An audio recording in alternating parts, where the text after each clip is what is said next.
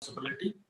The second in the series that we are doing at University of Hyderabad in collaboration with Association of Indian Universities, India Dialogue, University of East Anglia, UK India Business Council.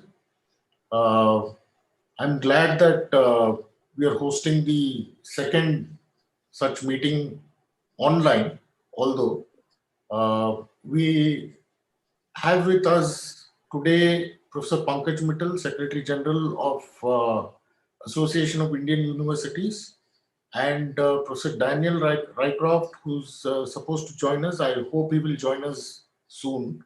I'm guessing, a message has gone to him and he will join us soon.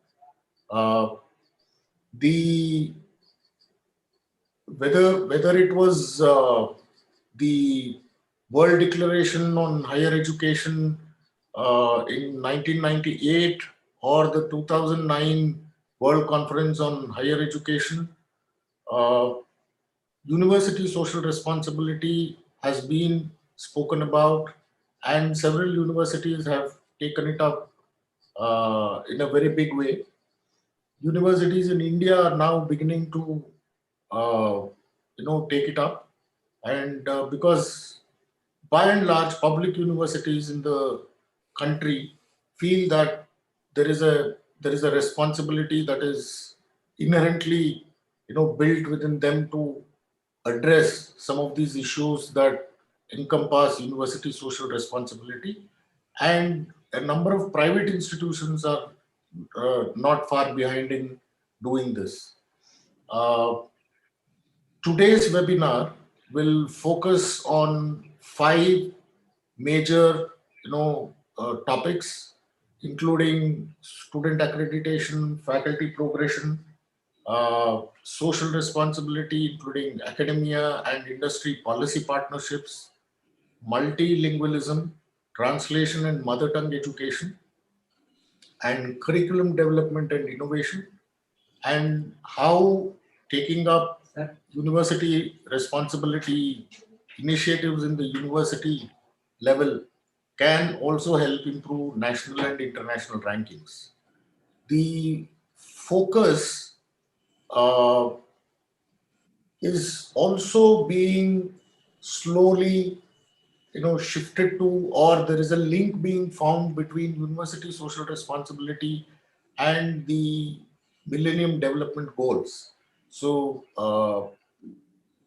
I guess there is a need for institutions of higher education to uh, link these two, so that we help ourselves and the society around us, the community around us, help build a sustainable society. Uh, Without much ado, I would now like to welcome Professor Prabhakar, Director of India Center of Excellence in Information Ethics at University of Hyderabad, to brief us about the webinar. Over to you, Professor Prabhakar. Sir Vasuki. On behalf of the organizers of this webinar, I welcome all of you to the today's webinar on University Social Responsibility in Focus, the National Education Policy and its Social Ethos. So, as all of you know, that Government of India has recently brought out National Education Policy 2020. And this National Education Policy has been brought almost after 36 years. And this policy has been formulated in entirely in a new environment, in a new socio-cultural and economic environment that has that was changed during last 10 years drastically. So in that sense, the concept of university social responsibility has become a hot topic, and it is it is drawing attention of more and more both public and private institutions of higher education. So that's why we organizers of this webinar have thought that it would be expedient to look at university national education policy from the angle of university social responsibility, because Department of Education, Government of India has been conducting various webinars, meetings on different aspects of national education policy. And our seminar, our webinar now will be an addition to what Department of Education is doing. So that's why we thought that this is the very necessary topic, and it is very much necessary to look at the education policy, the new education policy, from the angle of university social responsibility.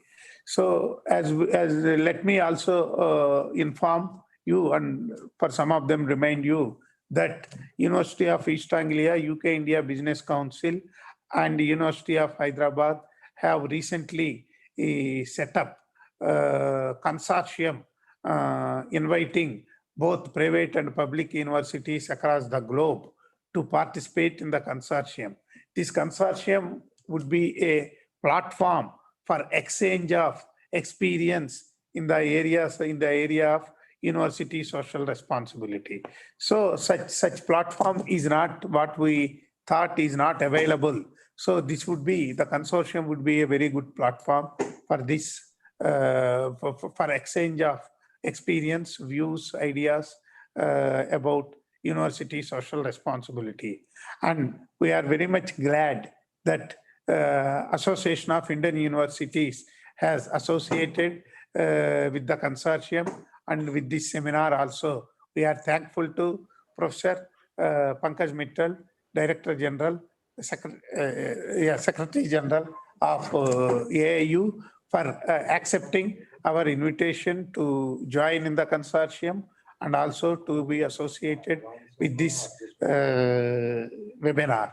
And I also thank all the speakers, panelists who have agreed within a short notice to make presentation and to be the panelists, and also the participants who are participating in this seminar for sparing their time to be with us this afternoon. Thank you very much. Thank you, Professor Prabhakar. Thank you for that introduction. I now request Professor Pankaj Mittal, Secretary General of Association of Indian Universities, to please deliver her message. Over to you, Professor. Okay. Thank you, Professor Vasuki. A very warm welcome to all of you, and thanks to all the speakers who have come here on my request.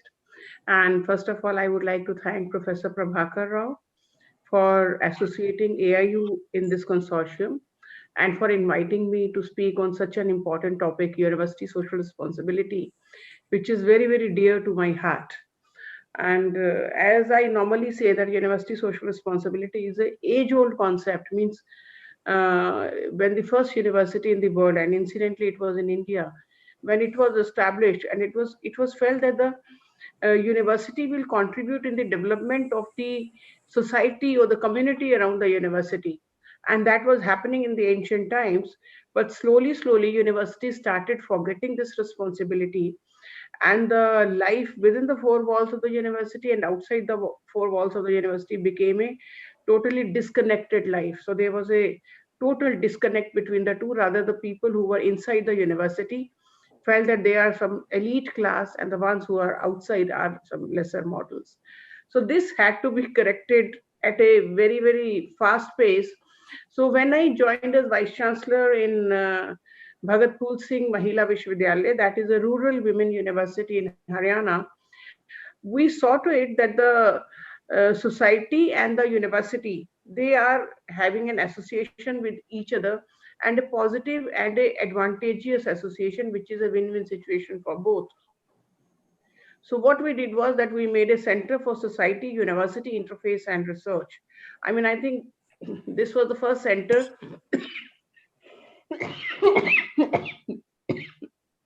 sorry, actually there's a little bit of issue with the health. So this center was the first center for the society, for interface of society and the university. And in this center, we were doing 3-4 different types of activities. One was adopting the villages, not in the sense of adopting as if we are doing a favor to them, but in terms of co-working with the villages.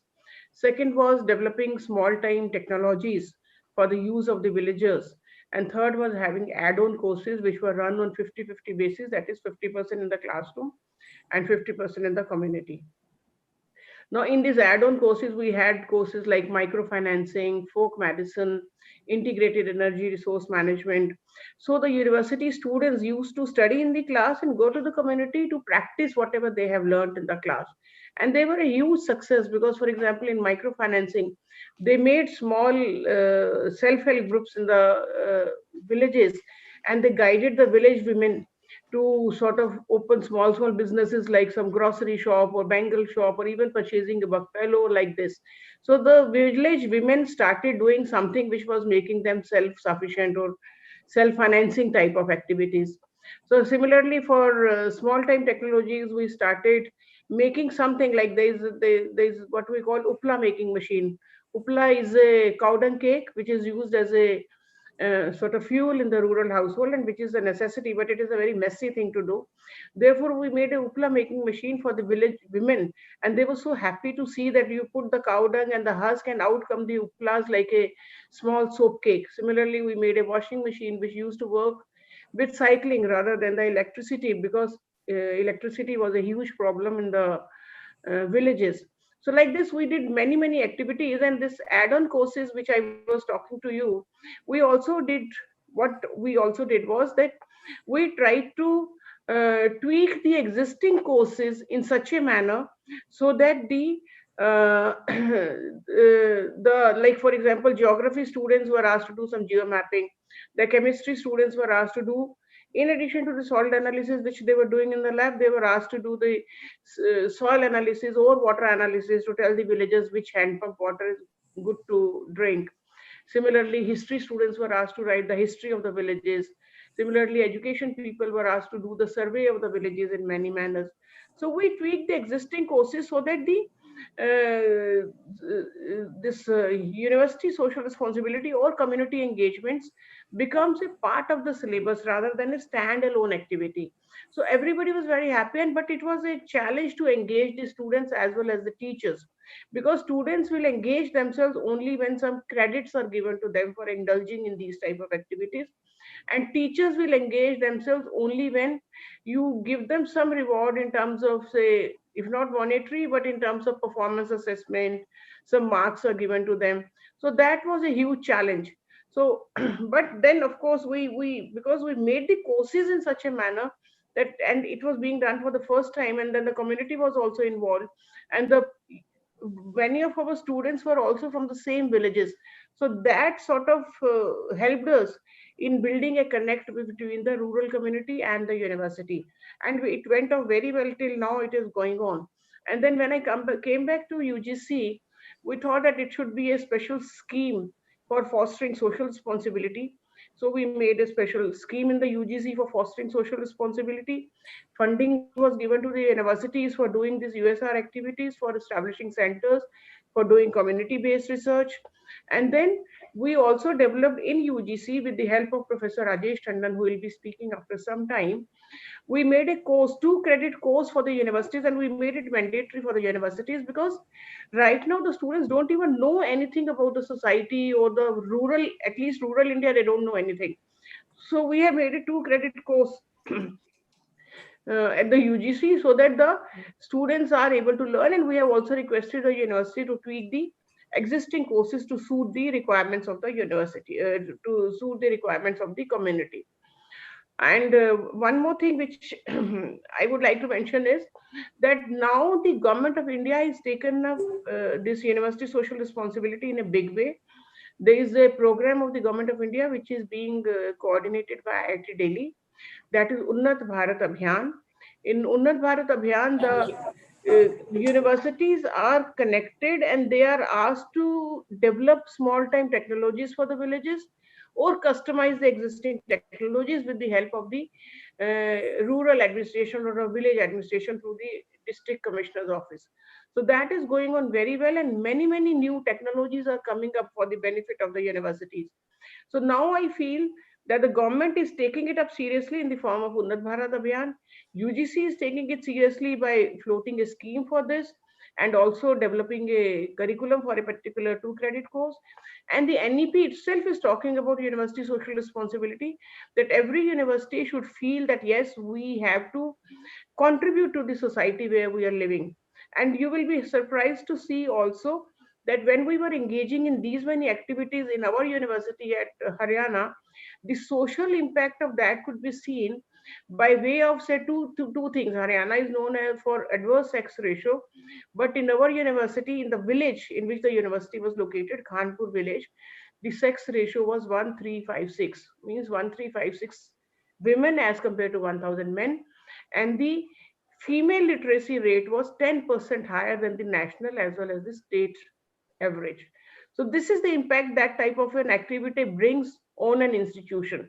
So I therefore say that USR has to be taken seriously by every university, and USR should also find place in the rankings. US people will be talking after some time, but so far USR is not finding place in the rankings. So USR should find place in the rankings. Students should be given credit for this. The teachers should be given credit for this. And then one last thing, the USR should not remain an activity for the Department of Social Work only. It should be an activity which is common for all the disciplines. It should cut across all the disciplines, then only it will be fruitful. And it should be integrated with the curriculum rather than being a standalone activity. So if it is integrated with the curriculum and all the people who are associated with it are suitably rewarded also, then USR can go on very fast and in a more effective manner. With this, I will stop here, and thank you very much for inviting. Thank you.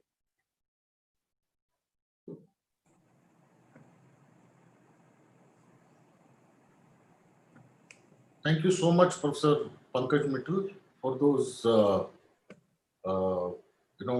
remarks. Professor Daniel Rycroft is not yet joined us, I guess. I now request Professor Prabhakar Rao to take over the webinar, and please announce the next speaker. Yeah, thank you, Professor Vasuki. Just I would like to also inform, add to what Professor Pankaj Mittal has said, that we also in the University of Hyderabad, we will soon come up with a course on university social responsibility in collaboration with the UEA and UKIBC. This is just for your information. We will start the next session. Who is the first presenter? Rajesh. Yeah. And now I request Professor Rajesh Tandon and who is the panelist? Pankaj. Professor Pankaj Mittal as a panelist. Professor Pankaj Mittal, please. Okay. May I now, I think the first session is about to begin. Yes. And may I request Professor Rajesh Tandon, who is the founder for PRIA, Participatory Research in Action.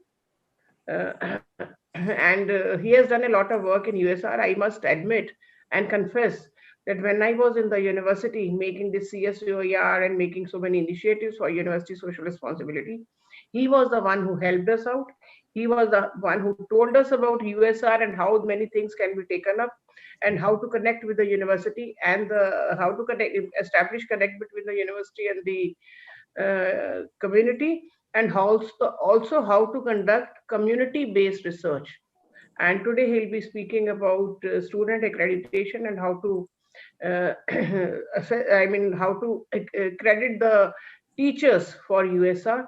So over to Professor Rajesh Tandon for his presentation, please. Thank you very much, Professor Mittal. Thank you, Professor Prabhakar Rao. Thank you for inviting me to speak on this occasion and share my experience. Speaking especially after Professor Pankaj Mittal is very difficult because she has covered a very vast array of issues related to university's social responsibility. Next. I will share my PPT only tangentially with you because it has some very useful information about the national education policy. And then I'll come back and focus on the two sub-themes of student accreditation and faculty progression. Let me share my PPT with you and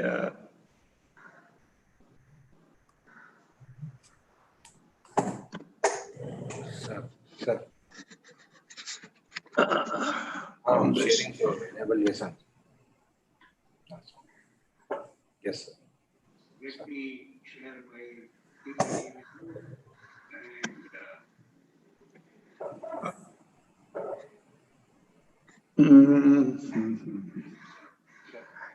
and let me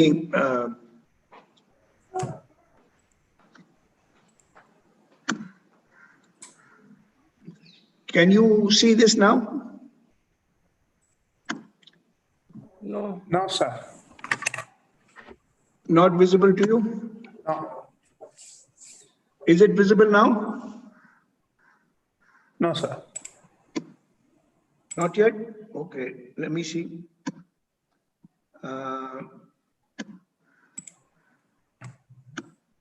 Is it visible now? Yeah.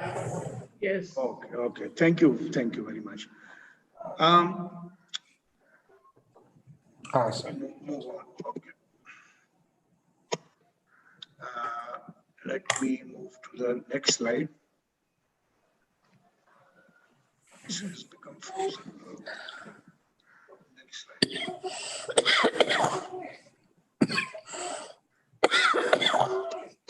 I think it is hanging. Okay.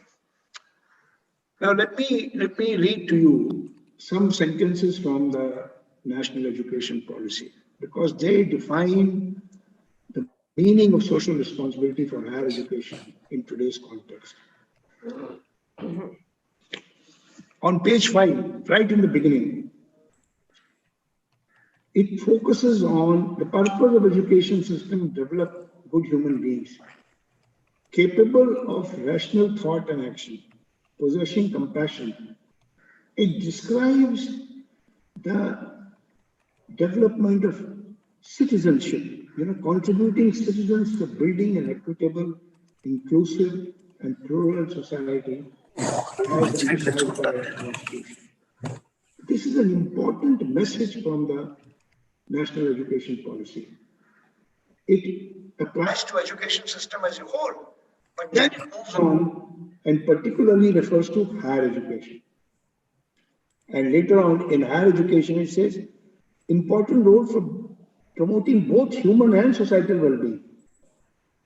So, why this is important is because it relates to not just the personal human development, professional upgradation, accreditation, new knowledge by students, new competencies, but also relates it and situates it in the societal development context.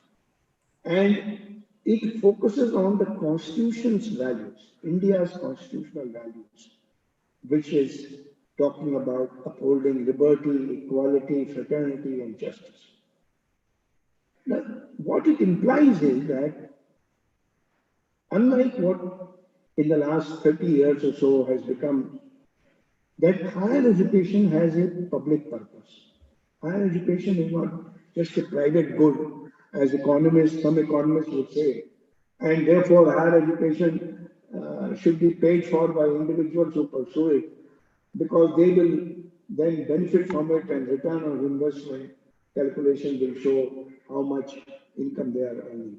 It is an unfortunate trend that we are looking at universities and higher education institutions by encouraging our students to look at what is the package, salary package they get after graduation, as opposed to what knowledge and skills they gather, which can help them become a good, active citizen in their society. We all need a package for economic well-being, but we need more than a package. And this is what the new definition of higher education in our national education policy gives a lot of support to, which was hitherto not very explicitly stated in the 1986 document. Then, it talks about, again, reinforces the contribution that higher education makes both in personal accomplishment and constructive public engagement to society. So a number of examples that Professor Pankaj Mittal was giving, and she was doing it much before the policy came into being. She was doing it more than 10 years ago in Sonipat in that university. And many others have tried it. But when you have a policy, a national policy, which supports this orientation, which supports this role for higher education, then individual vice chancellors, academic leadership of institutions can get greater support from the policy to undertake these initiatives. And this is what I think is important to recognize in this context. And this is where I am delighted that Professor Prabhakar Rao mentioned that a new consortium has been developed, which will focus on creating a platform for this policy. He may remember, some of you may remember, that Professor Pankaj Mittal and I served on a committee in the 12th plan prior to the Niti Aayog's incarnation. And in that, there was a direct mention to social responsibility of higher education through community engagement. And in that, there was a proposal to set up a national platform for social responsibility. And I think Professor Prabhakar Rao and AIU in partnership are taking that idea forward, and that's wonderful and commendable. Now, during the last 8 years in particular, I have been working as a UNESCO chair on community-based research and social responsibility in higher education. And as a UNESCO chair, I have had the opportunity to look at social responsibility around the world, including in countries like Indonesia, South Africa, Tanzania, Uganda, Malaysia, Colombia, a variety of countries, not just in Europe and North America. And what is emerging from this is the trend that I want to first address. And that trend is how students can be encouraged to look at societal engagement as an integral part of their teaching and learning. We used to have in India and still have a system called NSS. It is compulsory national social service, and there are NSS instructors, and there are college professors assigned to be NSS in charge. But students who participate in NSS, that participation is neither linked to their academic discipline, what they are studying, nor it generates any credit recognition for them. So it separates, as Professor Mittal said, disconnects NSS from what they are learning in the classroom, what degree they will get, and what credits they will gather. This is a significant departure in the new context of social responsibility. And this is where the UGC's program on fostering social responsibility, which preceded the National Education Policy, was launched in 2019 when Professor Mittal was in UGC. And that policy basically provides for two important ways in which students should be supported. The first is what has been mentioned, Professor Vasuki also hinted at that, And that holistic and multidisciplinary curriculum, which is increasingly linked to sustainable development goals. Now, let me give you an example of this.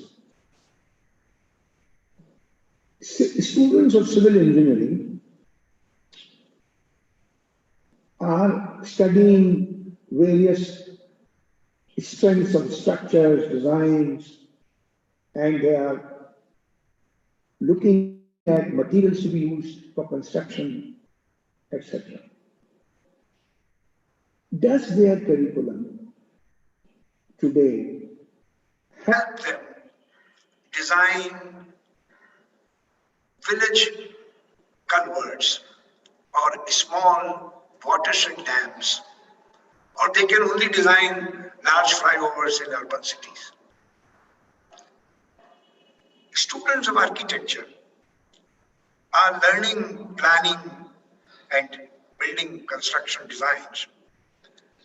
Does their curriculum tell them that how high density populations can be accommodated with new standards, new structures, and new materials? Because the pandemic has shown all of us the consequences of not taking into account high density populations in our countries. We are not countries where people don't live. There is no plot of land in India where people don't live and have a livelihood. So how do we encourage our students through the curriculum that they pay attention to sustainable development goals?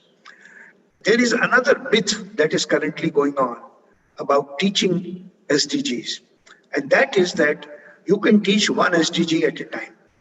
If you take SDG 3, focus on health, which has become all the more critical in light of the pandemic, then SDG 3 is not just the responsibility of students of medical science or public health.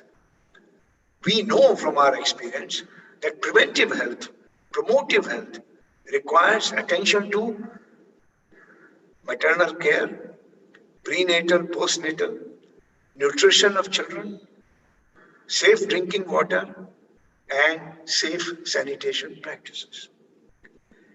So it is not just the responsibility of medical sciences to teach SDG 3.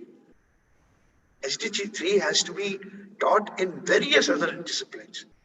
Only then action on SDG 3 can take place. So I think what the higher education policy within our national education policy can support is by using this holistic and multidisciplinary curriculum. What is even more interesting, an example of what Professor Mittal mentioned, that she designed certain courses linked to microfinance, local energy, local water supply, local healthcare traditions. The national education policy on page 37 has a whole paragraph on this. She was thinking ahead, obviously. Credit-based courses on community engagement and social service, environmental education, climate change, pollution, waste management, sanitation, conservation of biological diversity, management of biological resources, forest and wildlife conservation, and sustainable development and living. Now, this is a mandate from national education policy. This mandate brings opportunities for higher education institutions to include such courses, credit-based, not optional, not something you do because you are interested in learning about it, but integrated in their curriculum. Students of civil engineering, students of planning and architecture, students of biology, students of social sciences, all of them need to be provided opportunity to learn these courses. And then in this student accreditation part, I want to mention detailed attention needs to be given to how we teach. A lot has been written about classroom-based teaching and And of late, in the absence of the face-to-face and in the absence of any other opportunity, virtual classrooms are running around the world. But we know that learning happens in the classroom, learning happens also in life. Learning happens by observing phenomena around us. Learning happens by reading. Learning happens by conversation. Learning happens through experimentation. And learning happens from reflection on our own and others' experience. UNESCO is currently undertaking an international study on integrating lifelong learning perspectives to higher education, teaching and research. And why this has become important?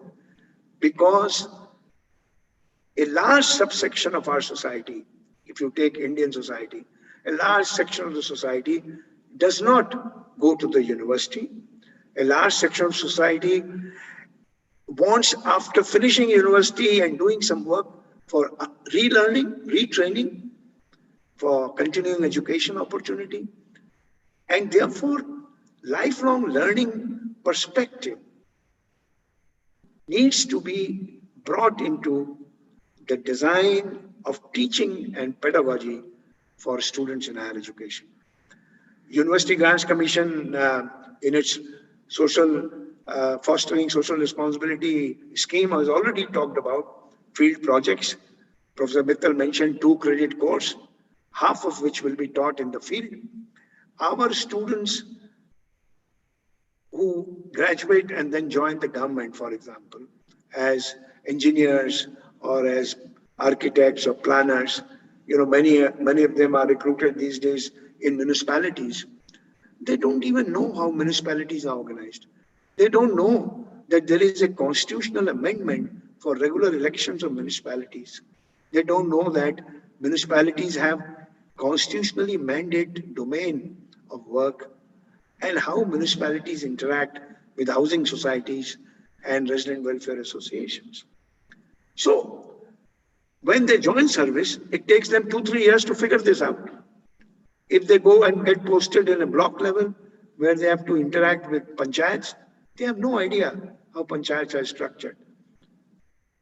Now, if they learn this while they are in college or university, if their field projects take them to these institutions and help them understand how they function, help them understand their needs, then they will develop an orientation of service, of finding solutions right from their student life and not wait to graduate and get into an employment.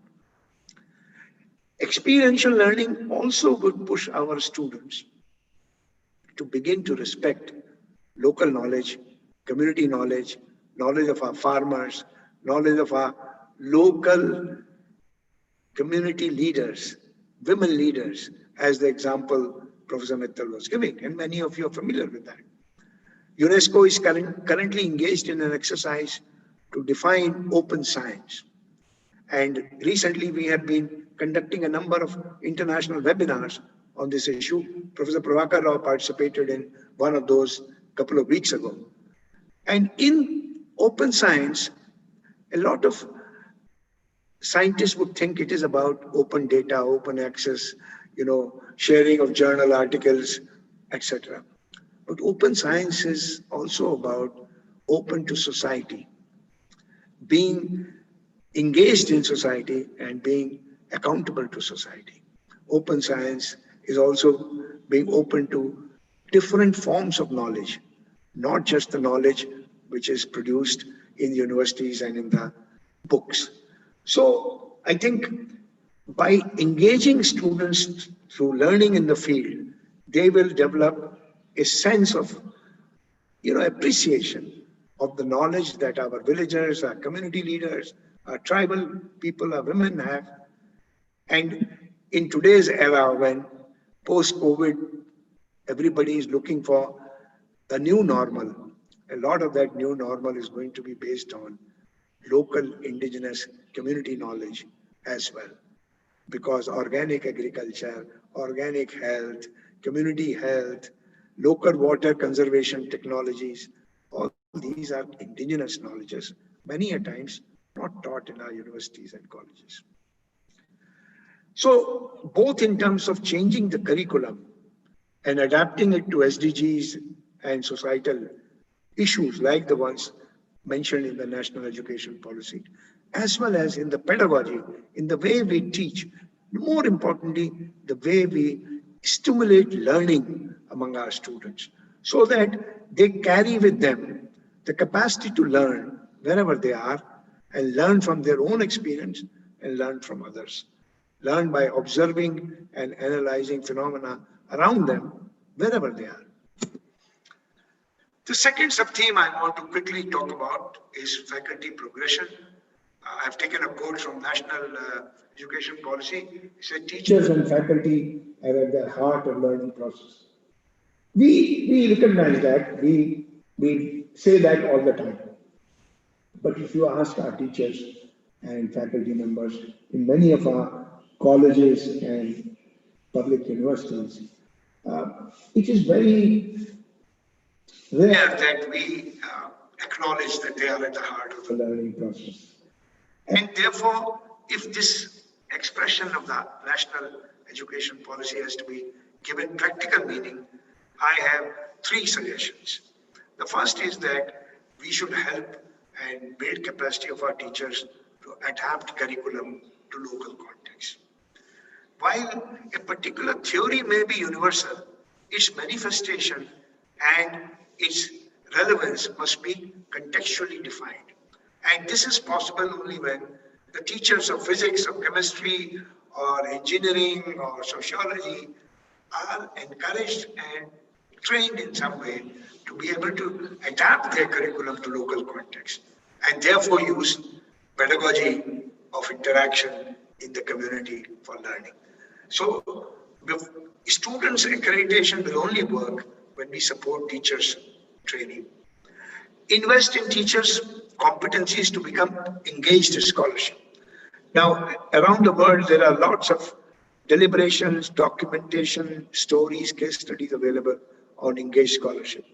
I want to separate engaged teaching and engaged research, because engaged teaching will help our students to learn from society, learn from interaction. And therefore, I think we need to invest in promoting competencies of our teachers in community-based research as well as engaged teaching. The last point, Professor Mittal already hinted at that. There is an increasing pressure even on our faculty members in colleges and universities to publish.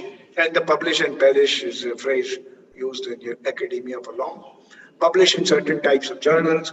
Publish is only in certain language journals. English or other European languages are the dominant ones. Publishing, Professor Prabhakar Rao, I'm sure in this session, will talk about multilingualism and local language relevance in social responsibility.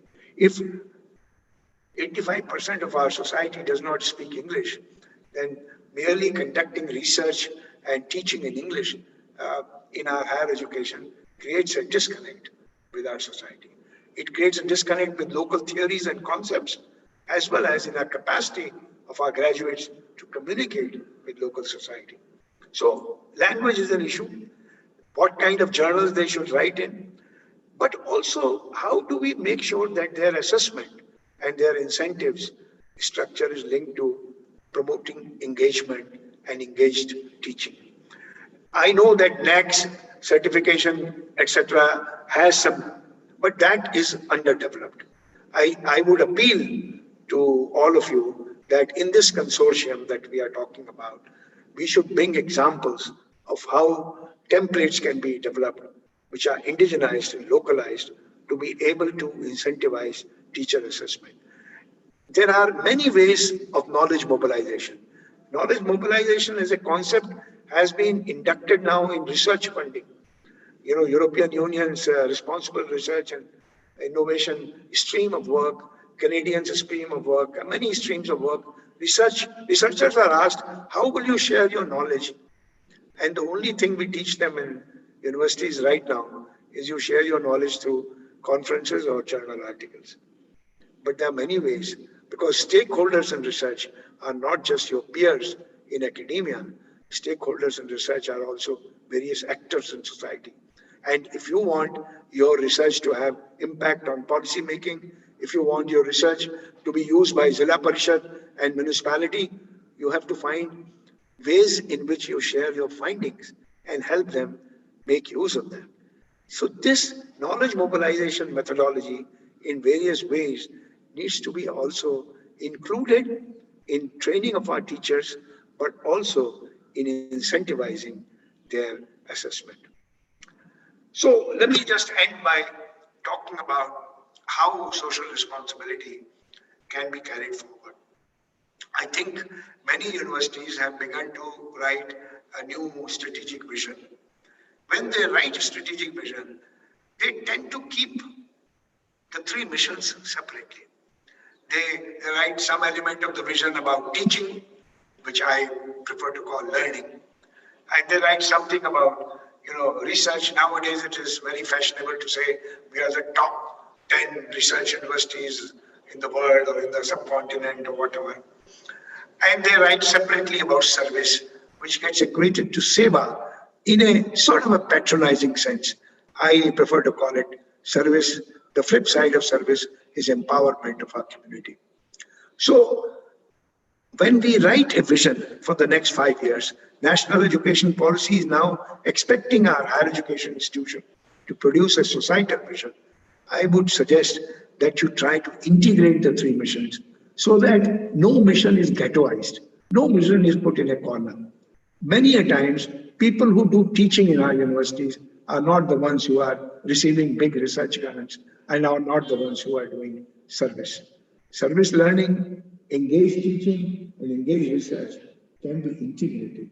And therefore, all faculties, all departments, and all levels of university education can be brought to bear. I think as part of the vision, outward focus, societally engaged and accountable is a trend which we need to follow. The last point I want to make is that changing the culture of our higher education institution will require some effort. If we are not going to be Lakir ke Fakir, doing the same thing again and again, then institutional leadership and culture change is essential. What gets rewarded, what gets promoted, what gets recognized will make a lot of difference, both from the point of view of students as well as from the point of view of teachers. In partnership with the Association for Indian Universities, our chair had been running a webinar, and now we are offering courses in future on social responsibility. And I look forward to this opportunity to take our collaboration forward. Thank you very much, and all the very best. Thank you. Thank you very much, Professor Tandon. Very well said and very well spoken. You have touched all the aspects and very beautifully connected SDGs with the USR. That is the responsibility of the university to realize not only one, that is SDG 4 or 3, but all the SDGs. So it is the responsibility of the universities to realize SDGs. And rightly so, you are the UNESCO chair for university social responsibility. So that is why, I mean, a person of this stature is here in this conference. So we are very happy about it. And a very important concept which you talked about was including practitioners as teachers. Because it's not that all the wealth of knowledge is residing in the universities only. There is a lot of knowledge which is available with the community. So our students should also learn from the community rather than having this feeling that we are the ones who have always to teach them. So very well spoken, and I was seeing that time of the session is already over. So I'm skipping my comments, and I got a message from Professor Prabhakar Rao that 1 or 2 presentations by Chan and Daniel will also be there. So I will like to close this session unless there are some questions. So those questions can be taken up by me or Professor Tandon. Are there any questions? Professor Vasuki, are you handling the question answers?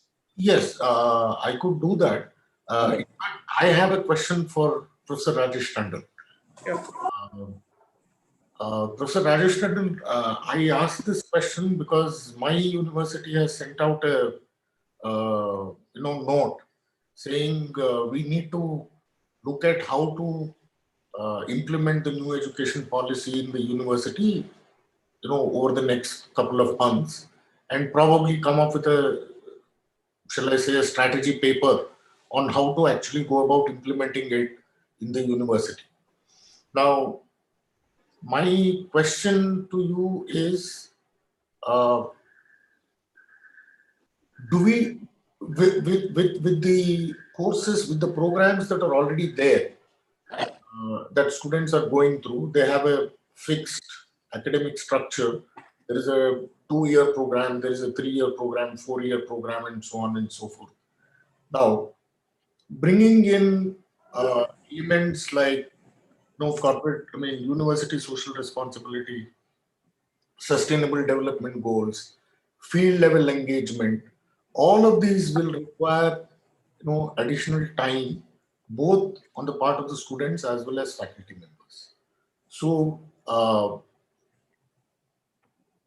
do you see the basic structure of academic programs going through a major change once the new education policy is implemented in India? For example, a 2-year postgraduate program, will we be required to make it a 3-year postgraduate program so that students are able to get a well-rounded input both in their field of specialization and also community engagement? Thank you. You have a very difficult question, because I see the national education policy as an aspirational document. I would think that each institution will come up with a 5 to 10 year strategy to gradually but systematically adapt its various elements in the curriculum. I do envisage two kinds of changes that will happen. Where they will start may vary in each institution because of the uptake. Uptake sometimes depends on deans and faculty members than just the vice chancellors. Changes come from anywhere. So it may vary from institution, but two types of changes I visualize going forward. One is that the curriculum will need to be made more holistic, as this means. What it means is that currently our curriculum is discipline bound.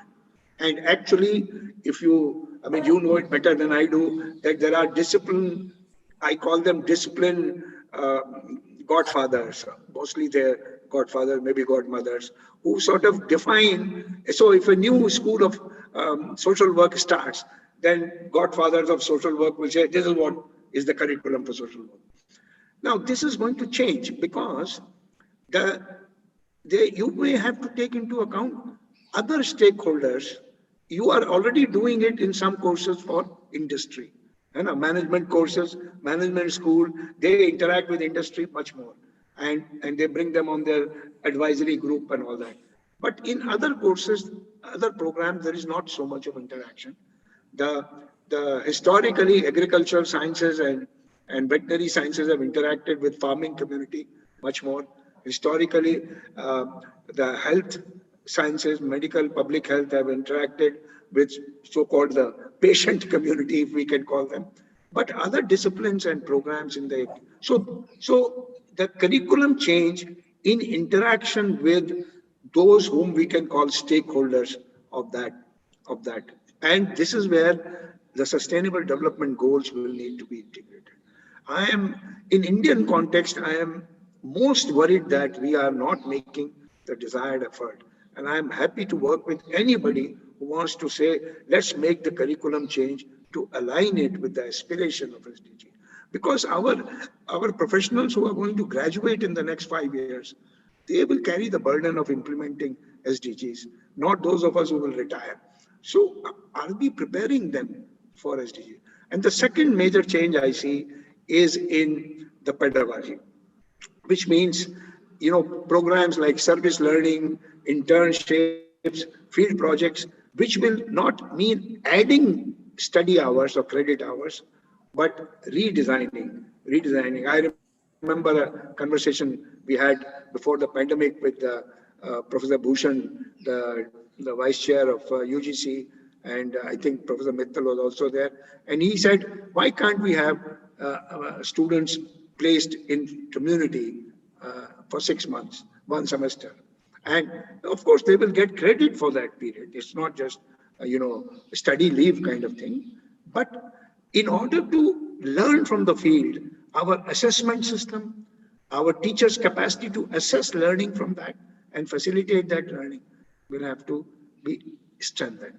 So these two areas I see changes coming, and each institution will have to prioritize where it can initiate those changes. I would just quickly add 1 or 2 points. One is that I don't think we have to increase the number of years of studies for PG from 2 to 3 years or graduation for a larger period. Rather, the policy is envisaging reduction in the number of years of masters from 2 years to 1 year. So what we have to do is that we have to tweak the syllabus in such a manner so that the syllabus, the examples and the projects which are taken up by the students are oriented towards the community. For example, the policy talks about compulsory internship for every student. So far, internship was only for management or engineering or law students. But if it has to be a compulsory internship for every student, that too during the vacations, that internship can be a community-based internship. So if it is a community-based internship where some projects are taken by the students in the community and they interact with the community continuously, so that will serve the purpose of USR without spending a lot in terms of time on the curriculum or extra time on the curriculum. And the students will be enjoying it because they'll be learning by doing, learning by experiencing, and it will be experiential learning. So we just have to change the way we teach, we have to change the way we are having the curriculum, sort of either pedagogy or even the way it is made, so that the curriculum engagement becomes an inherent part of it rather than becoming a separate part of it, requiring a different time. So if that happens, it will be a real integrated approach to learning. Thank you. And then I think the time is over for this session, and we should be moving over to the next session. Professor Rao. Yeah. Thank you, Professor Rajesh Tandon and Professor Pankaj Mittal. Now, before moving to the second presentation, just I would like to inform you that Dr. Daniel Rycraft and Professor John, both of them have joined. And Dr. Daniel Rycraft, could you say hello? Welcome, Professor Daniel. And welcome. Yeah, Daniel Rycraft. Thank you so much. Great to be here. Fascinating opening session. Professor Tandon, fantastic words. You inspire us. So looking forward to the rest of the discussions. Thank you. And we have also Professor Yuan Chen from Asia University, Taiwan, who has joined. Taiwan, it seems, has started implementing USR 10 years back. Yes. Welcome. Yes.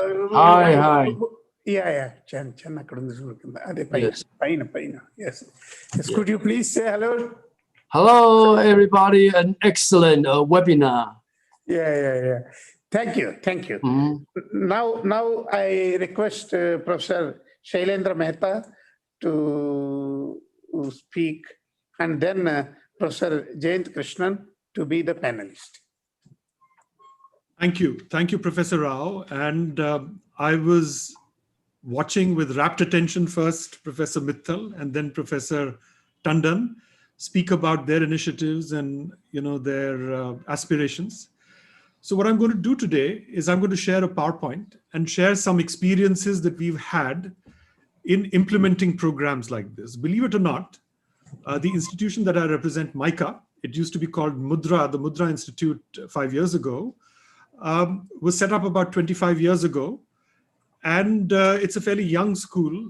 We've only graduated 25 batches, but they've gone on to do very interesting things. And part of the reason is that our curriculum has been very, very innovative.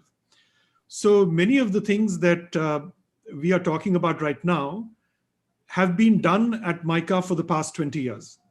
In particular, we have a required course. It is required for every student where they have to go for rural immersion, right? So they have to actually go work with an organization that we tie up with beforehand. It could be the government of Gujarat, it could be the Tata Trusts, it could be the Swadesh Foundation, it could be the police department of Maharashtra, but they have to go and stay.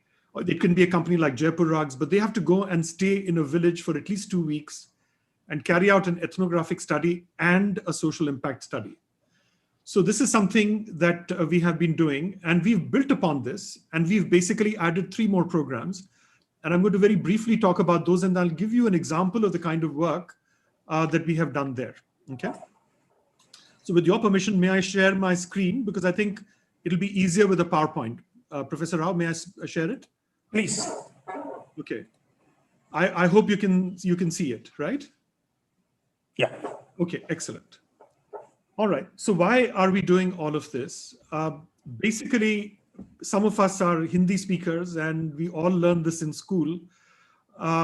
Kabir has these beautiful lines where he says, "Bada hua to kya hua, jaise ped khajur, panchi ko chhaya nahi, phal lage ati dur." If you're big, how does it matter if you're like the date tree? You know, the date palm, as you know, is a very tall tree, but it does not provide any shade for the birds, and the fruit is too far away, right? So in many cases, universities and university learning is like the date palm, right? The palm of the date tree, because it basically does not connect with the rest of society. The shade, you know, is not there, and the fruit is too far. I think in many ways it describes university learning, at least in some parts of India, very well. So basically what at MICA we have done is that we have 4 immersions, right? 4 immersions, which basically connect our students to the world around them in the form of projects, right? 2 of these are compulsory and 2 are optional. The 2 compulsory ones are the ones that I have put in bold. The rural and the entrepreneurial immersions are compulsory, and the urban and the international immersions are optional. And so rural I've already described. Entrepreneurial immersion is that during the 2 years that our students are with us, they have to either start a new company or they have to be part of a startup. And they have to do this in each of the terms, each of the 6 terms that they are with us. They have to continue that journey. So what it does is that it engages them completely. Now, as you can imagine, since 2 of these are compulsory, it is a massive investment that we have made in creating capacity and in rolling out these programs. For example, when we rolled out the Urban Impact Project last year, 2 years ago, I personally interviewed many, many candidates as part of our faculty recruitment program and hired 1 person to drive this program full time. That is the kind of commitment that we need basically to work on projects like this. And currently for the entrepreneurial immersion, there are 4 faculty members who are driving this because there are close to about 100 projects that our students are working on. All of them are for credit. They need to have academic rigor, and they need to have industry mentors and industry contacts. So all of that has to be driven. And I'm happy to say that the entrepreneurial immersion is something that I'm driving myself. I understand the value of startups. I've created 2 myself. And so high-tech startups, the first one 21 years ago, believe it or not, and the second one about 5 years ago. So I do have some experience in that. And the other 3 faculty who are doing it with me, of course, are first-rate professors with wonderful academic records, but there are also people like me who have started businesses. And similarly, people who work on rural immersion are passionate about rural areas and making an impact and so on for the urban and the international immersions as well. So that is just by way of a background. I wanted to address the points that Professor Tandon so beautifully raised as to what it takes to create something like this. All right. So what I'm going to do now I'm just going to take you through one of those projects that our students did last year. This is something that they completed in March of this year, just before the pandemic hit. So it was completed. And the reason why I've picked this out of 27 that were done last year is because I myself was the client for the social impact project. Remember, for each of these projects, we have a client. And the final assessment is done, 50% of the final assessment is done by the professor who's supervising the project, and 50% of the assessment is done by the client. So in my case, since I was the client, I did 50% of the assessment of this project. And so therefore I had a deep involvement with it. And this structure is extremely important to make sure that the impact is there. Because the main question that we ask our industry partners, those who fill out the impact report, is what was the overall impact that they had? It is not that they completed the project. They have to have impact. So when our students go and work on projects like this, they first go and understand the problem, propose a solution in writing. The solution is then approved by the client. The solution has to be implemented, and then they have to document the impact, get the impact verified by the client, get the signature on the report, and then submit it, and then they're given the final grade, right? So it's a huge amount of structure that we have put behind this. And I'll walk you through just one of those 27 projects. And there were, of course, dozens of projects in rural immersion and other immersions, entrepreneurial immersion. We have 100 projects this year. So I could talk about any one of those, but I've chosen the one that I'm going to talk about for the reasons that I've just described. All right. So this is a Google map of Mica, and it's a beautiful location. It's on the edge of the city. So we are urban as well as rural. On one side is the city and the highway. On the other side are rice fields and the Narmada Canal. So behind our wall is the Narmada Canal. So if you walk out of our institute, you can go for a run for 10 kilometers, 20 kilometers alongside the canal. And it's beautiful. If you come into the campus, you will see, we have 23 resident peacocks, I'm told. I think we have 40, 50 monkeys, dozens of parrots, a couple of snakes, all of that. So it's a very beautiful campus. But I say this because I'm going to shock you in a minute. But when you just turn into the road, just half a kilometer before coming into the campus, you see a garbage dump. Now, this is something that is, this bothered me, right? Because I used to take this road also to come into Mica every morning. Of course, not for the last 6 months during COVID times, but before that, I would see this dump. And, we tried a lot of things, but it didn't really work. So basically what I did is that I gave this as a project for urban impact to our teams. They worked on it for 6 months, right? Remember, cleaning it is a 6-hour job, but keeping it clean is a 6-month job, right? Making sure that you put the processes in place. So I'm going to describe to you how this was done. How did they go about basically building the support in the community to basically keep this garbage dump clean? So basically, I've shown here the before and after pictures. Before was another version of the dump that you saw. Afterwards, it's pretty clean. And now it's, I'll show you some more pictures later. But that is basically, I'm going to show you what it took to go from here to there. All right, so what the students did is that they properly created a research design and identified the residents, the shop owners of the Telav and Shela village.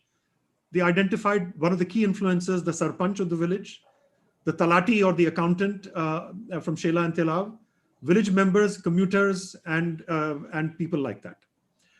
And then they basically said, we need to know why is the garbage being dumped here? What are the sources of this dump?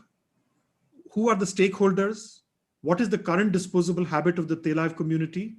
And what are the corrective actions taken, if any, to solve this issue? So then they did a stakeholder mapping. These are all the stakeholders. And they identified the stakeholders and categorized them. And we use a standard management technique of stakeholder management, right? So we identified all the stakeholders. We identified who has impact, who has influence, what is important to the stakeholders, how can they contribute, how can stakeholders block the project, and strategy for engaging with the stakeholders, right? Because you have to keep them all engaged and you have to make sure that they're on your side and they take actions that you want them to take. So basically what they did is that they identified also the resources that they would need. So they basically, this is, so to speak, the materials that they needed. They said we'll need 100 dustbins for the 100 families that live there and contribute to the garbage. They'd need 250 pamphlets, 25 posters, 1 tractor, by the way. There was so much of garbage that they needed a tractor and a dump truck to basically clean it up. They would supervise it. They would also be part of the cleaning process, but they could not do it by themselves. So they needed 4 people to be paid for a day to also do that. 5 dustbins of 110 liters. These are the big dustbins, right? The small dustbins of 7 liters were given to the houses, and 150 gloves, etc. We also involved the school kids. So we needed snacks for 150 kids and so on and so forth. So you get the idea. So basically what they did is that they executed the cleanup of the dump, hired an excavator, and they took 6 hours to get the dump clean. But this was the easy part, right? The bigger part was basically installing, so to speak, a process whereby the garbage would be captured segregated and captured in the different bins. And then, of course, we worked with the municipality to make sure that it was removed from there. So they also, in addition to interviewing multiple times each of the 100 families, they basically came up with a campaign. And as you can see, it's in Gujarati. Telav Swachhata Abhiyan, as you can see in Gujarati, as it is stated. So they designed the posters, worked with the community. As you can see here, actual interventions, they basically went and worked with 100 families over 6 months to sensitize them. They gave them each a dustbin saying, this is what you need to use. This is how you need to use it. Aap log yahan rehte ho, you live here. If this is dirty, if there are flies here, it'll cause disease. If it's clean, you'll be the ones who will benefit. And who wants the smell and who wants the aggravation? So the school children were involved. And this is the English version of the poster that we also used. Most of them were in Gujarati, of course. So they took out marches. They involved the local school, the local headmaster. And this is, as you know, the before and the after the process. And then, they measured the success. They identified how often these garbage bins were filled. And they also got the appreciation letter, signed from the panchayat. And so on. And they basically conducted a post-program survey. Are you aware of the corrective measures? So not only did they intervene, but they also later on interviewed everybody and said, are you aware of the corrective measures taken? What were they? Did you feel these corrective measures were effective? What will happen in the long run? And so on and so forth. And so basically, these were the responses that we actually check each survey form. And these were the ones that they did pre and post intervention. So pre-intervention, 100% of the students said, 100% of the community rather, said that they had not heard of any efforts to clean up. But later on, they had all somehow heard about it, 92.3%. And then, of course, you see the respondents' question, the responses down below. Okay, so they said that who doesn't want to be clean, right? But it was because of lack of facilities and lack of coordination and lack of execution and negotiation that this was the problem. So in short, this is how we did it. These are, by the way, some of the other projects that we did last year. I'm not going to go. By the way, one of the teams actually went to Bihar and worked on a project in Bihar.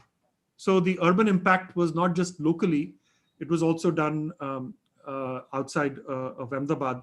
Another team worked with Ahmedabad police to make the city safe, and so on. I mean, there were lots of projects that you can see here. This year also, we have quite a few of these. One of them is basically creating. We have a very prominent NGO here, or civil service organization called Andhajan Mandal. that is the Blind People's Association. So one of our teams is currently working on their branding and marketing strategy. So it's kind of a business twist or a management twist on a social problem. So this is basically what I have. And I'm happy to answer and entertain questions as may be the case. So Professor Rao, back to you, sir. Yeah. Thank you, Professor Shailendra. I request Professor Dr. Jayant Krishna now to be the panelist.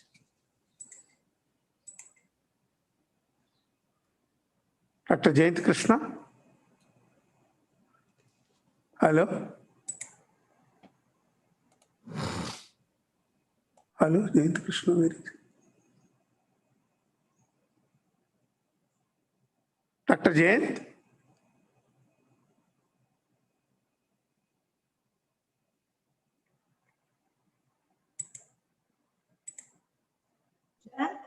Dr. Jayant?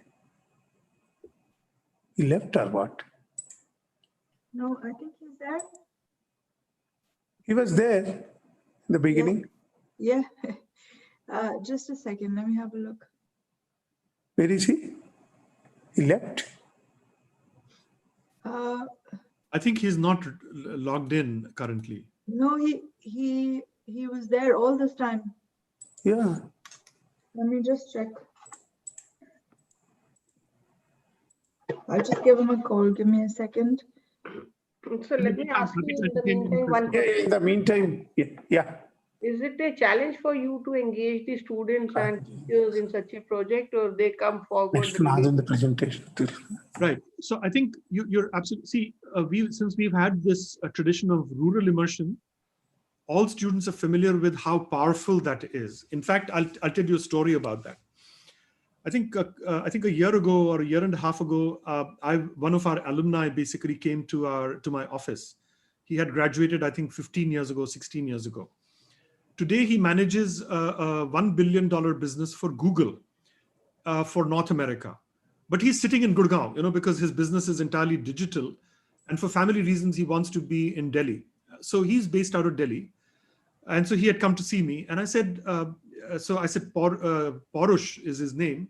Paurav is his name. So I said, Paurav, what was the single most important course that you had taken at MICA? And I thought he would talk about finance, or he would talk about strategy, or about marketing, because that is what we are known for. Marketing is what we are known for, and branding. He said, and I nearly fell off my chair, he said, rural immersion. So I said, why was rural immersion so important to you? You manage global customers, North American customers for Google, sitting out of Delhi, which, why was rural immersion important? So he said, I understood for the first time how to think like people who are very different from me. How do I put myself in the shoes of people who are very different from me? And he said, once I understood India's rural customers, understanding a different customer segment, whether it is North Americans or anybody else, he said it was a piece of cake. So the point is that our students understand that these exercises are very, very powerful. And I can tell you, since we introduced this urban immersion, right? And about roughly 50% of the students take it, it's optional. They said that when they go for job interviews, and if this is on their resume, it stands out, right? That I did the marketing strategy for the Blind People's Association.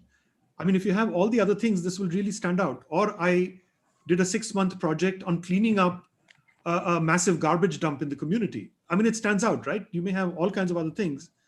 So therefore, it's the perfect resume builder also.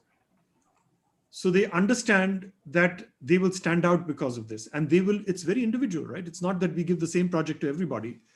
Everybody has a different project, even if there are teams, of course, of 3 to 5 people working on each project, but each person works on a different aspect. So that makes it very easy. Funds the project? Funding is done by the university? Yes, we fund it completely. And by the way, we document it. So rural immersion, I have 10,000 pages of documentation. And in fact, what we are recommending is some of our professors actually research it, because we can go back 19 years and see what impact exists after 19 years or 5 years or 2 years or 1 year. So those kinds of things can also be part of our own research.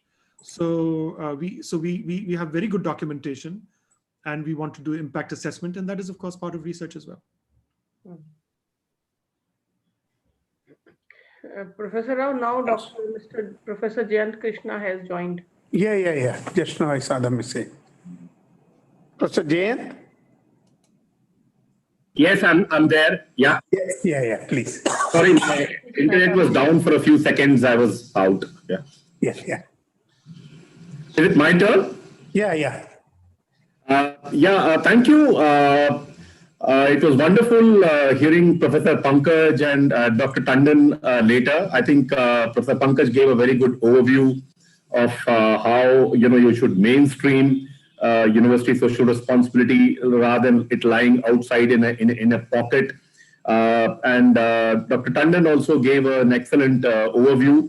And I'm thankful to Dr. Mehta also, who gave an outstanding example of how MICA has been able to run a social responsibility project, by a very, very holistic look at how to manage waste in the vicinity of the campus.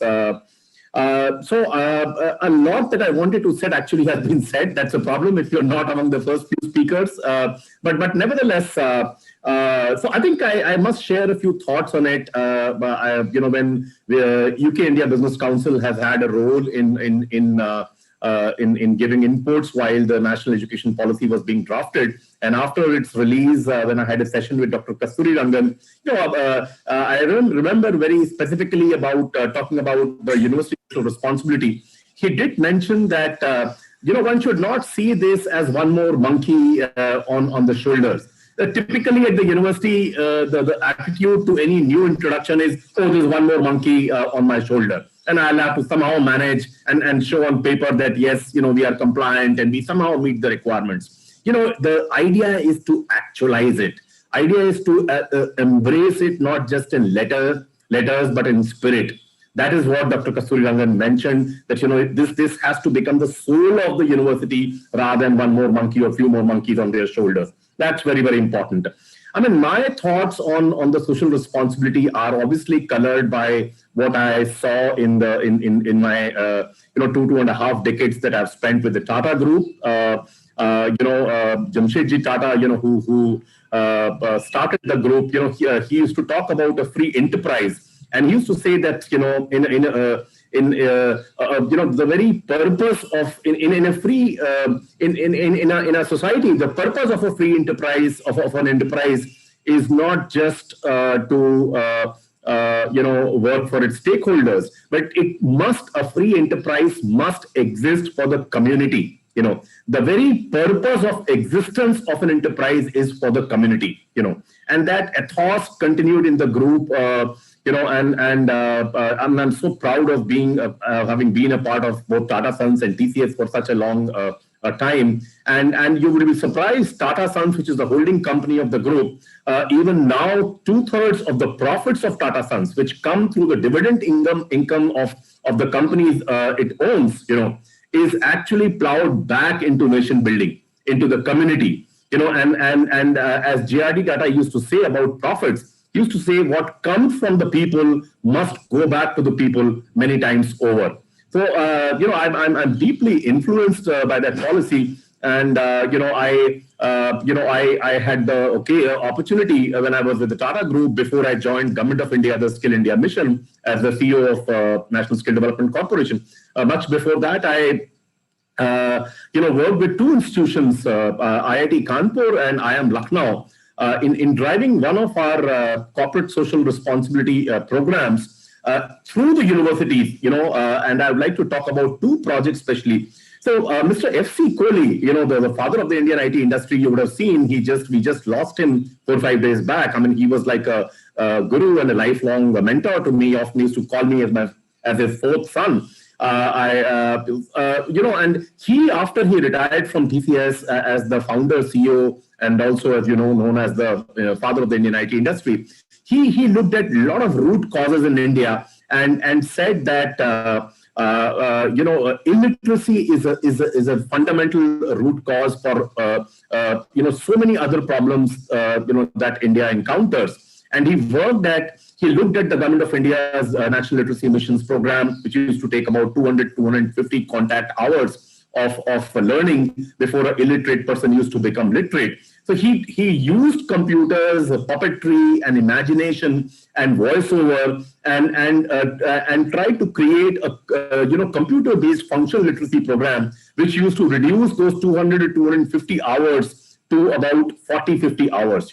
Because what he found, 200 and 250 hours for a rural woman in a village, or a farmer, or anybody who's illiterate, they don't see low hanging fruits coming out of when they go for the literacy class, because they used to run out of steam and then used to drop out. Dropout rate was very, very high. So he made the entire program. He did not recreate the program. He used the same national literacy mission of the NHRD, their program, and used very imaginatively computers and the second generation computers, which were discarded by the corporates. He used them and started this program. And so we ran this program along with the IIM Lucknow and TCS, of course, at the Lucknow jail. And you'll be surprised, about 1,400 to 1,500 people in the interns, 90%, 97% of them were illiterate, and much against the population of the country. Perhaps it also shows that if you're illiterate, you are likely to commit the crime more, And within a few months of intervention, with very active help from TCS employees and IIM Lucknow students, this entire jail became 100% literacy jails. Similarly, at IIT Kanpur, I had a brief stint. I taught there at IIT Kanpur, and that time, we leveraged the same thing and brought in, and IIT Kanpur, those of you who have seen it, it was set up outside the city. It is still largely outside the city, and there are villages all around it, And barring a few exceptions, because IIT Kanpur was socially conscious even those days, those years, but perhaps not in as integrated a manner as it was required. So they picked up 2 villages. I used to teach at the industrial engineering department, and just 2 villages outside the campus they picked up, and picked up some people who were illiterate. And you'll be surprised, within a few months of intervention, those 2 villages, there was not a single illiterate person, either a child or an adult, left in that village, thanks to this. So these were very, very fulfilling experiences. When I was in the Skill India mission at that point of time, see, one thing I'm sure everybody understands, the law in India was amended, and now it is recommended that 2% of your net profits you must spend on corporate social responsibility. But this law does not apply to the universities, because universities are not allowed to be corporate entities in India. So it is a voluntary adoption of social responsibility by the universities, and it's very, very important, as Professor Pankaj also mentioned in the beginning, that it should be embraced in the right spirit. It should become all pervasive in the university or at the higher education institution. It should not remain with the NCC wing or with the social welfare, social department or sociology department or any such entities. It has to become all everywhere. It has to spread, and eventually any program like university social responsibility that you launch, it has to reflect a social, environmental, and economic inclusion. See, people like you and me who are a part of this seminar, we were privileged to be born in reasonable families, even if not very top-grade families, where we had the basic education, the basic parenting, and and therefore we did reasonably well in our respective lives.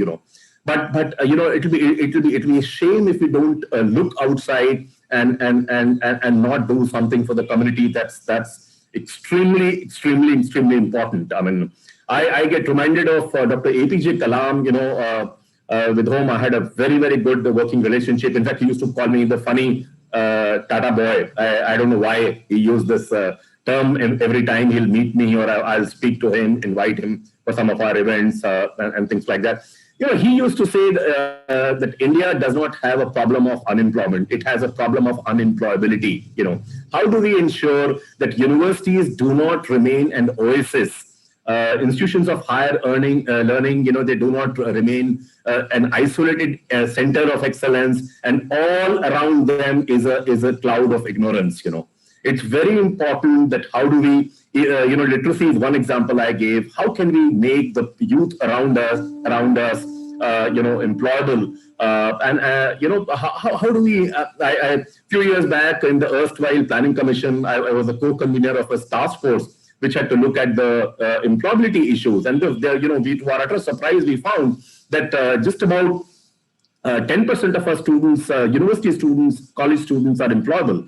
And if you look at the creamy layer of professional courses like MBA, BTech, architecture, chartered accountancy put together, these kind of programs, doctors, then just about 24 to 30% of our students are employable. So we can understand how much is, this is a national resources, because the education in our country is still largely government funded. Of course, there's a private sector play as well. But how these resources go down the drain? How do we ensure that we not only work at improving the employability of our own students within the campuses, but those outside it? Because there the gulf of darkness is very, very, very depressing. So I think we have to reach out. That's very, very important, and this surely needs a very active interplay of not only the higher education institutions, but the industry, the state government of India, and we have to have credible, not any NGO, because we also have NGO mafia in our country, which is I have no hesitation to admit that. We have to have the credible partners from the social sector, work together. That's very, very important, and if we do it, and if we do it more holistically, I think all this would lead to the United Nations, the 17 Sustainable Development Goals, will get aligned towards the University Corporate Responsibility Program, and we'll become more inclusive society. That's very important. I won't carry on for too long, realizing that time is running out for this seminar. But I would like to remind each one of us in this panel of Mahatma Gandhi's talisman. Unfortunately, in our own country, it has become a bit old-fashioned to even talk about Gandhi. But let us remember, what Mahatma Gandhi mentioned. He said, Gandhi's talisman, and he used to say that whenever you are in doubt with yourself, try to recall the face of the poorest of the poor person you have come across in your life, and then think that the action that you contemplate taking, will it do any good to him or her? And then all the doubts that you have with yourself, those would just melt away, those would disappear.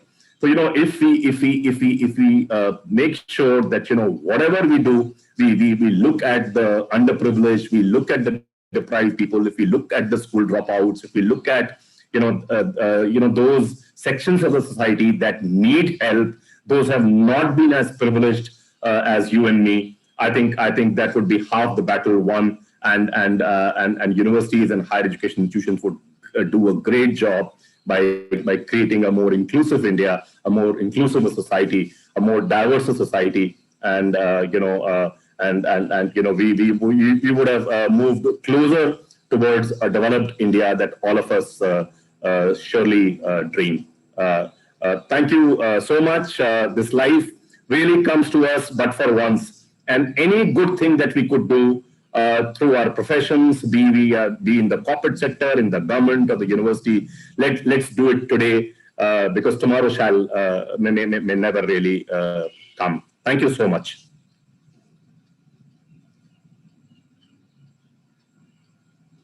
Wonderful and very forceful presentations, and I hope that we will conclude this session here and move to the next speaker.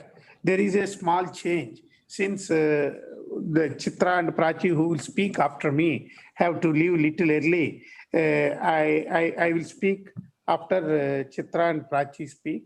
So now I request Chitra and Prachi to make their presentation, and also request Professor Balasubramaniam to be the panelist. Thank you, sir. It's a great opportunity for us to be part of this session. Chitra, just 1 minute. Let Professor Balasubramaniam take the floor. Because as a panelist, he has to introduce. Sure. I'm sorry. Professor Balasubramaniam? Yes, this is Professor Rao. It's just I was in the program. I was given as in the panel on national and international rankings. Is this a different one?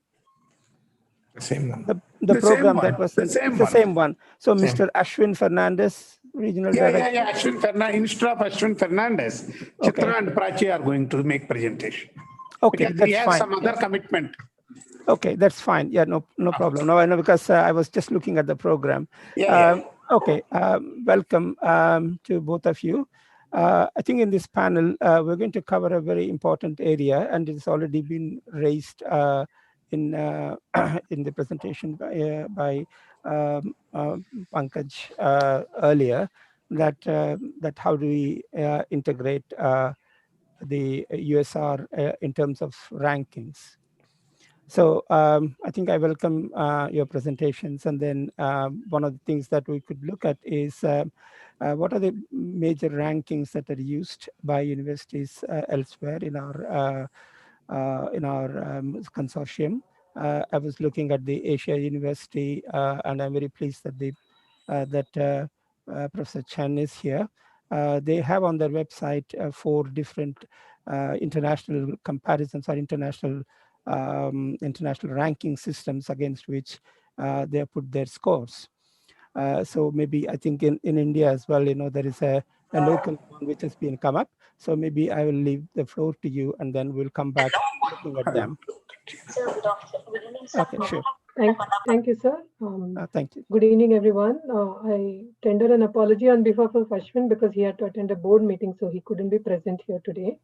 So I have my colleague Prachi also with me, who will do the presentation. Just to set a little context to our presentation, it will focus a little bit on rankings, but since we represent QS Gauge, which is India's first nationwide higher education rating system, we will also focus a little bit more on a key indicator called social responsibility, which is covered in our rating methodology. And this is the methodology which we are using currently to do the quality assessment for institutions in India. So while we touch, the presentation will talk a little bit about rankings, but from there we will also shift our focus to ratings, because that gets into the details of what this indicator assesses. So with this introduction, I welcome Prachi to make the presentation. Thank you so much. Thank you, Chitra. And it's been a pleasure to listen to all the panelists today. And we have also taken a lot of insights as to what can we reflect on in terms of improving the methodology of rating institutions on various parameters, social responsibility being one of the key features. So I will give an overview of what QS and QS Gauge have been doing, and then move on directly to the various parameters that we focus on in the social responsibility indicator that we assess institutions on.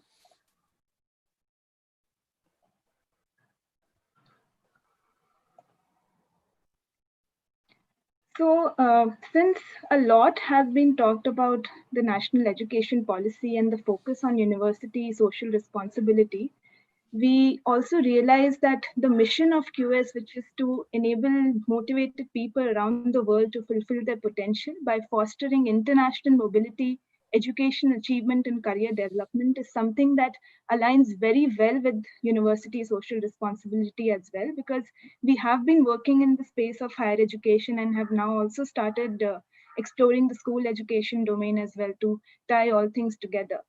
So starting with the context of this entity being almost 30 years old, where it started in the 1990 and have expanded to almost every area of the globe, with having recently acquired a carbon neutral certification as well for being a completely sustainable entity throughout the globe wherever our offices are present. the focus of QS and QS Gauge has been completely aligned towards making sure that institutions are focusing on sustainability and adhering to social responsibility that they have. So going ahead, talking about QS Gauge, the official launch was on 21st March 2018 by former President of India, late Shri Pranab Mukherjee. And he was extremely supportive and guided us at various steps and helped us enter this domain with a specialized and customized ratings offering for the Indian education system. So talking a little bit more about the QS Gauge context, where this is different from rankings because one institution is not pitched against the other, but it is more of an holistic exercise for an institution to understand where they stand in terms of quality and benchmarks. So the comprehensive audit that is the focus of the iGauge ratings comes from a global perspective. This is a very special term and a very favorite term for us at QS iGauge because we have taken the global benchmarks and localized them in the Indian higher education context to make it more relatable and more fit for the Indian education system, which also makes it a future ready system because we are aspiring towards the global standards, but making sure that our local context is clearly represented in the audit processes as well. So the rating mechanisms have international aspirations, obviously, but the evaluation process and the validation process is extremely rigorous. So it takes a long duration for the team to go through the data. There is various stages that are a part of the audit process. It goes through the final sign-off in the QS Intelligent Unit, which is based out of London. And the data privacy and all the aspects of the sustainability that are focused on the processes are taken very seriously. So the rating outcomes are something that hold a lot of value for the institutions because based on how they perform in these indicators, they get a bronze, gold, diamond, platinum badge, which is used a lot by the institutions to promote their key performance areas where they have done really well. And it's not just that the badges are given, at the end of the audit. There is also a detailed feedback that is given on what are the areas in which the institutions can improve. So that stakeholder map and the analysis and the developmental roadmap that is given along with the audit is something that adds a lot of value to what is usually not a part of the rankings, but ratings is something that gives that added advantage to the institutions. So we would also love to interact with institutions more on how this process goes about. So the email contact@igauge.in is something that we are always available at. And moving on to social responsibility being a key component of the iGauge ratings, I would just like to point out a couple of things that are highlighted in the National Education Policy as well, which is something that we have been following right from the beginning, and we are making sure that the tenets of the National Education Policy are reflecting in our own rating methodology as well, where a lot of focus is there on inclusion of socially and economically disadvantaged groups, which includes gender, social, cultural, and geographical identities, disabilities, and wide spectrum of inclusion. So when we are assessing institutions on various parameters, we also make sure that the inclusion part, the accessibility part is also a key component there, where we try to understand how and by what mechanisms the institution is engaging with the society and the community. So it's not just doing a certain charity work or contributing a certain amount, but it goes much beyond that. So on that note, there is something that is very important in this context, and a lot has already been said by the speakers on how it has to move beyond just a nominal inclusion in the curriculum or in the processes, but rethinking the whole idea of social function of the higher education domain, from it being an obligation to becoming a catalyst of change in the society. So that perception of doing it just out of a compulsion or just as a nominal activity, it has to come as a catalyst wherein the institutions, stakeholders are equally motivated to engage with the society and the community. So that in itself will make higher education at the forefront of the innovation in social responsibility as well. So there are a couple of things that we have observed in our analysis where iGauge has rated almost close to 100 institutions now, and certain best practices that have come forward, which we found in a lot of universities that is already being implemented, are highlighted here. First being student volunteering, which obviously we realize comes from the students' motivation to contribute to the society themselves. But the institution's role in giving them the platform to reach out to the community plays a very crucial role in this. So this connects with student-led community projects and university-funded projects. So unless both these aspects go hand in hand, it is very difficult to have a very concrete outcome. And as Professor Shailendra Mehta has already excellently described the project, it is a clear example of how the university-funded project and student-led community project can come together to have a very remarkable impact on the community. And the same goes for the policies and the initiatives that the institution has for university social responsibility. Because a one-off instance will not really, help in getting that desired outcome. If there is a strong documentation, policy, implementation, and the complete cycle is followed, it will really emerge as a strong impact in the social responsibility domain. And the same goes for student support initiatives, which ideally should not go beyond, should not just be restricted to giving scholarships and washing your hands of that, but the constant training and development and the constant continuous support that the institution offers to students and to the faculty to ensure that they are sensitized and they are aware of how they are responsible towards interacting with their environment and their society plays a very important role in this domain as well.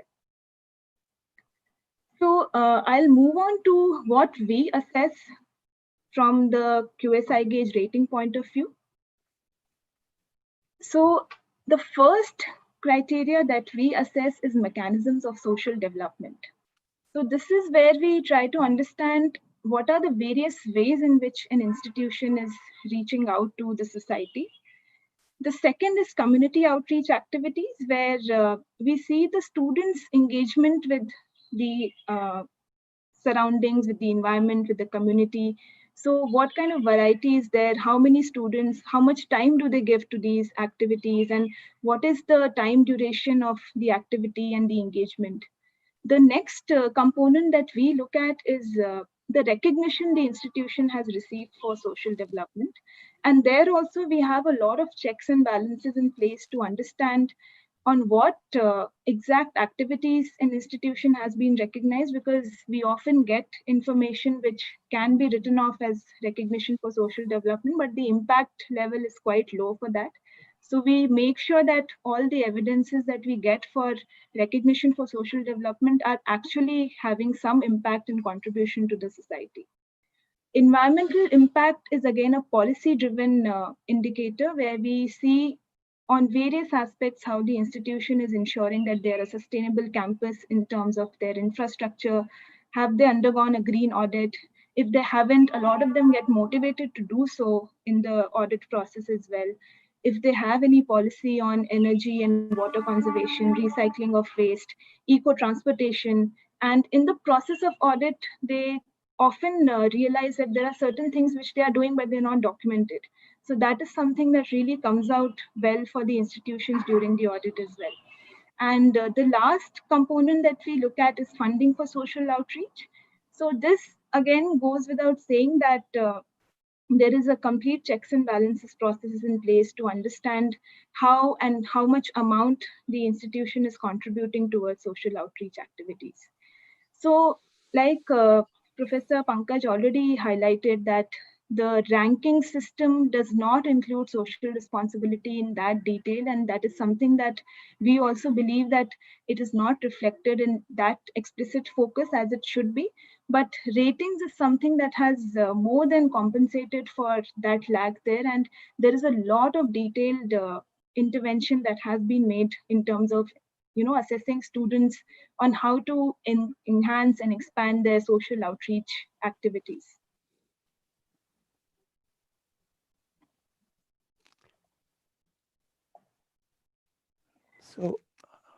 So just a couple of more points. I would just like to highlight two case studies that we came across in the audit process that we recently did. One was Reva University that did a lot of social responsibility initiatives contributing to environment conservation, electoral awareness, and even the DIT University that contributed in a major way and made 80% of their campus only reliant on solar panels for their energy resources. So like this, there are many examples of exceptional social responsibility practices that have come out in the iGauge rating audit processes. So this is what the iGauge Diamond rating for social responsibility badge is something that is given to institutions that perform exceptionally well in the social responsibility indicator audit. So in the end, there are a couple of points that I would like to highlight as to how universities can improve their social responsibility. First being by investing in the local community. And by investment, it doesn't necessarily mean only a monetary investment, but encouraging students to reach out to the university, the surroundings, by making contribution both in resources and by giving their time and understanding. Social entrepreneurship can also be a very key role that can be played by institutions here. Giving back to the community and disaster relief is something that a lot of institutions have been engaging in. And it is something that we feel should increase at a massive level. And this can be achieved if institutions talk more about the good work that they're doing so that other universities and institutions get inspired and reach out for more and more contribution to the community. Actively fighting for the climate crisis is something which goes without saying, that given all the talks on sustainable development and ensuring the climate change goals that are talked about are met, but unless there are active projects and engagements where students and faculty are reaching out to the community and doing their bit, it is not really going to yield much results.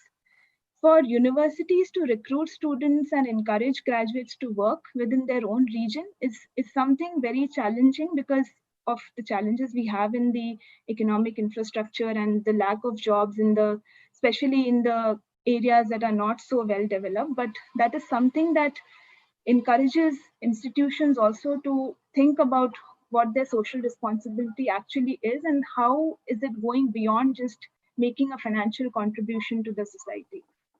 And lastly, the SDG initiatives. That's something that QS has been working on recently. And we are going to be collaborating with educational institutions across the country. And not just the higher education level, but both at the school level and the higher education level, where we'll be holding various sessions, various competitions with the faculty and students to establish future ready university, having a concept of a future ready and a future equipped university that is an ideal university in terms of sustainability. So these are some of the activities that we have planned, and we are always open to more ideas and more brainstorming sessions with stakeholders that can help us improve much more on these initiatives.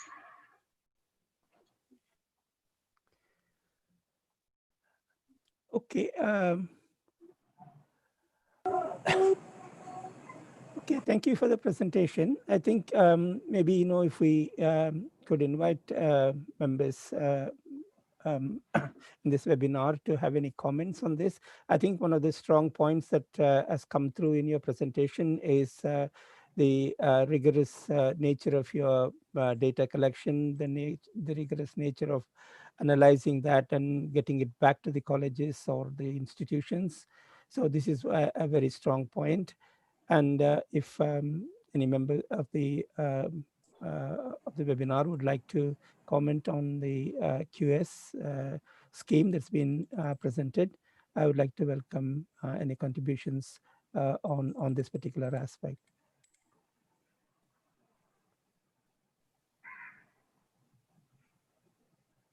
Maybe on the data collection aspect, maybe in relation to how this can be rolled out across the country, and how in some ways does it relate to the other rankings, etc. Yes, Dan, please go ahead. I thought it was a fascinating presentation. Thank you so much, and very important issue, and great to know that there's this kind of nationwide engagement. Do issues around disability and accessibility of campuses feature in this? I raise this because we've had previous discussions where there tends to be a very sort of singular focus on disability, as you know, raising sets of issues that are relevant to a clear kind of community, let's say, and it's something that people from outside that community haven't really picked up themselves, whereas we have picked up issues around economic inclusion and so forth. So can I answer that? Please go ahead. Yes, Prachi. So as part of the evaluation of the institutions, we do have disability and differently abled the infrastructure that should be supporting them in the institution. So it is very much a part of the audit process that we do. It is not reflected directly in social responsibility, but across the audit, there are about 8 indicators where we assess institutions, and this particular aspect has a special weightage where we ask for evidence and we evaluate the institution. Can I just ask a quick follow-up question? I mean, do you feel that there's an institutional responsiveness to this, or is it something that is hard to achieve?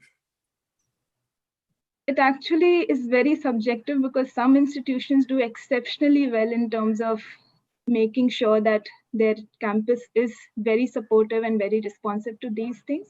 But there are a lot that do struggle, and as a result of the audit, they do get motivated to, you know, draft policies and relook at what they're actually doing and where they stand and what are the areas that they can improve on. Okay. I saw somebody else coming. Yeah. May I add another point to what Prachi just mentioned, with your permission? Please, please. Thank you. So as part of our assessment, I think when we also evaluate facilities, we do check for the access, which is whether they have some facilities, not all of them, but at least the basic facilities that are disabled friendly. There is also an indicator which assesses how many students do they have. And if they don't have students that are differently abled, then we check for a policy which the institution might have in case they do have a student admission that happens in the following years. Do they have a policy? What kind of stand the institution takes in order to make things accessible to that student? So these are also part of our assessment, quality assessment process, but these are checked in different indicators, not in social responsibility. They come in student diversity and facilities.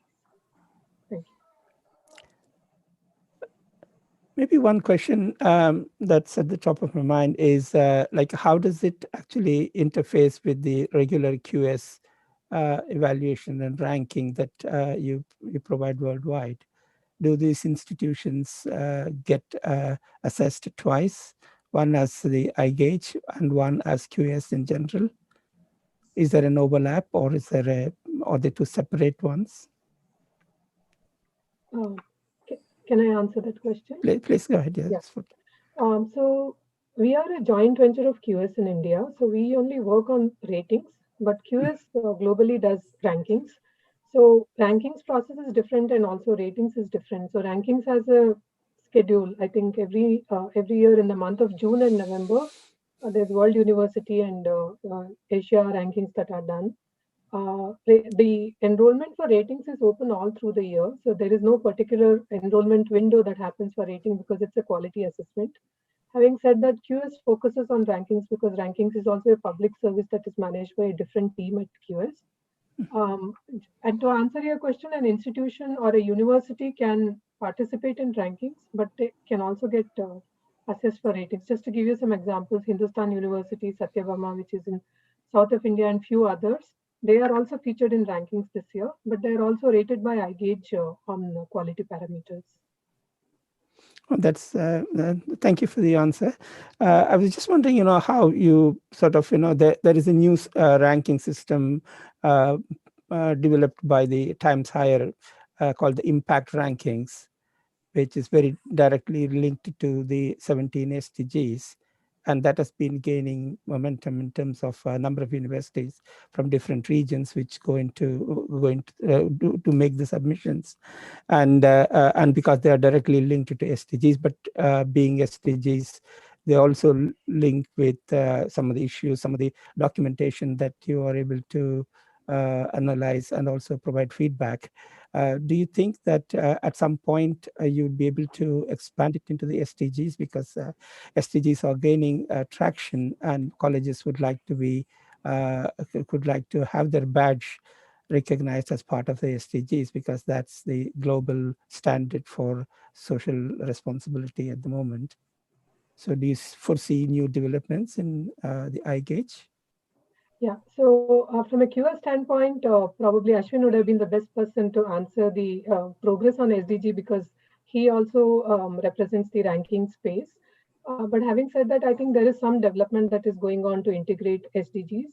But QS iGauge, we have some student outreach programs that we are planning to unveil in the month of January, which is very focused on SDGs, and based on the outcome of those programs, I think in the long run, we also want to integrate with our quality assessment. So there are, like Prachi mentioned in her presentation, social responsibility does touch upon some of those elements, but not as SDG in particular. But that is something we also have in our focus, which we would like to implement in the near future. Any questions from the floor?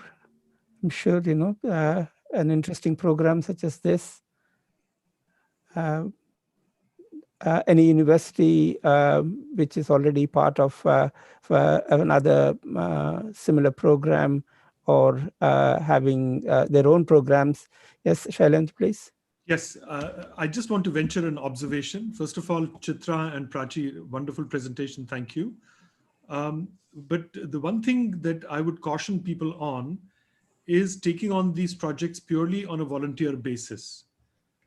If you want to make them sustainable and institution-wide, meaning every student has to engage in it, then the volunteer part doesn't really work. They don't take it seriously. Even with a lot of academic credit built in, a lot of faculty support, a lot of industry support, a lot of culturalization, they always have this question, how is this going to help me advance my career, right? And so therefore, that seriousness has to be built in. And unless you make it compulsory and basically build it as part of the curriculum, that initially they may have questions about it, but they have to trust our judgment and they have to do it. And later on, they realize, of course, in some cases, a couple of years later, that this may have been the best thing that they ever did. So I think there is a case to be made for making this compulsory and part of the curriculum as part of the academic structure of the institution. That's a very good point, Professor Sharon, because as I also mentioned when I was doing the presentation, that investing in the community doesn't necessarily mean doing a 1-hour volunteer work and just getting done with it, but it has to come from within the stakeholders as a catalyst for change. So unless that motivation is there to contribute, that motivation can come only when there is a mandate initially.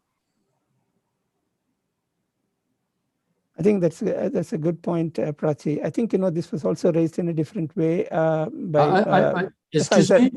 Sorry. Excuse me. Can I share some view from Taiwan's perspective? Please go ahead. Yes. Like to take I think, yeah, I think in Taiwan, you know, USR has become a key component in our national higher education policy.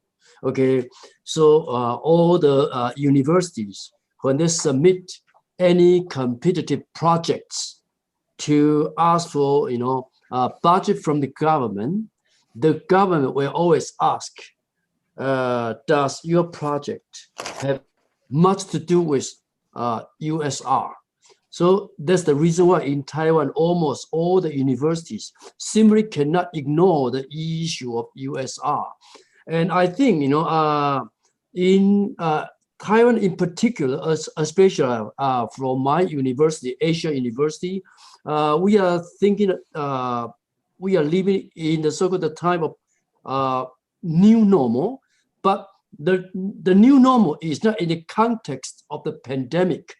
The new normal is in the context of the so-called breakthrough in technologies.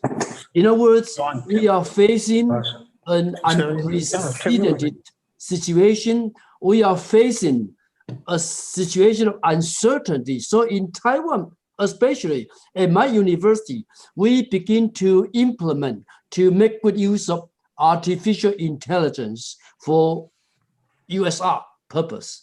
We begin to combine big data, fintech, even the bioengineering or 5G technologies for all the USR. So in Taiwan, more universities are catching up with the so-called new technologies for USR, just because we believe we need to prepare our students for the future. And the future job still remains unknown. If we think about the year 2050 or the year even 2040. And this is, I think, perhaps what I can share with the speakers. And I also need to thank, Professor Rowe for inviting me for this excellent webinar. Thank you. Thank you, Professor Chen. I think the use of new technologies is again a game changer in many ways, but there are also traditional challenges remain, as you point out. One of the things I was trying to pick up from Shailen and Prachi is how do we motivate the teachers? What type of structures do you think it works in iGrade? You mentioned about the voluntary aspect, but also the need for a certain structure within which the activity is measured and enforced and so on. So does iGrade look at the implementation aspect and the people involved in that? Shailen pointed some of it being done in his university, but in general, when you take the global picture of iGrade institution. Hello?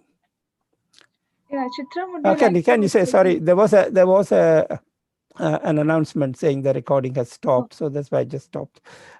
Okay, I think that was a question that, how do the stakeholders in this aspect, in this process, as I see, slightly different in terms of stakeholders, in terms of the students themselves, the staff themselves, whether teaching or non-teaching, the management, the beneficiaries outside. So we have a different set of stakeholders, which includes the students as well as the staff particularly. So in terms of implementation, how involved are the non-teaching staff, for example, in the whole process? Does your metrics measure these particular aspects as well? I'm just trying to move the idea of a stakeholder within an institution as an institutional stakeholders as opposed to institution plus outside.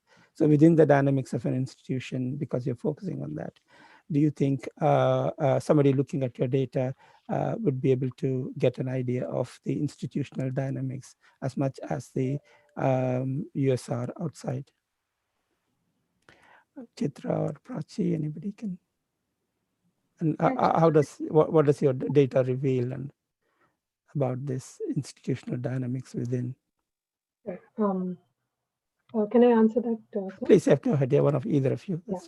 So I think a couple of points I wanted to highlight here before what the indicator actually measures. So one is that the scope or the framework of the methodology does not get into an implementation aspects in the sense it's like a building block, and there are certain sub indicators which are very essential to measure the performance of that block, whether it is it's able to meet its objectives. So that is where the assessment stands. Having said that, in some cases we do check for the involvement of students. We do evaluate data based on certain evidences in terms of how many such events they've had in a community outreach activity and what is the involvement of the institution. But the stakeholder mapping or the kind of assessment, impact assessment with the stakeholder, that is not part of the rating assessment as of now. because the framework is very limited in the sense, it highlights the involvement of the institution with that particular indicator if you take social responsibility as one. So as a rating outcome, when we say an institution is assessed, say diamond or gold, that's the rating outcome or the badge that is given out once they complete the assessment successfully. So what it conveys to students is the institution has certain focus on social responsibility. The sub-indicators of those parameters are not visible to students because when the results are out, they get to see only the overall result. But for the institution, there is a scorecard that is generated as part of the audit outcome, which actually lists the performance of each of the sub-indicator, which is assessed as part of the overall social responsibility as an indicator. And there are some surveys from the stakeholder, which is the students, teachers, which also assesses some of those aspects, and the overall scoring is derived from these two data sources. Institution will have visibility to the performance, but if they make a choice, they could also share it externally. But for external publication, it's only the badge that is used. Just to conclude, the institution will have better visibility on their performance than the stakeholder. The stakeholder or a student would only get to see the badge in terms of whether it has the institution has achieved a better badge, or they still have some improvements to be done.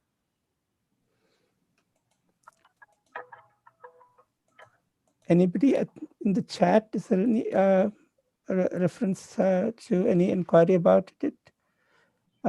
So there was one instance in the chat about how would these be relevant to the USR, and then the idea of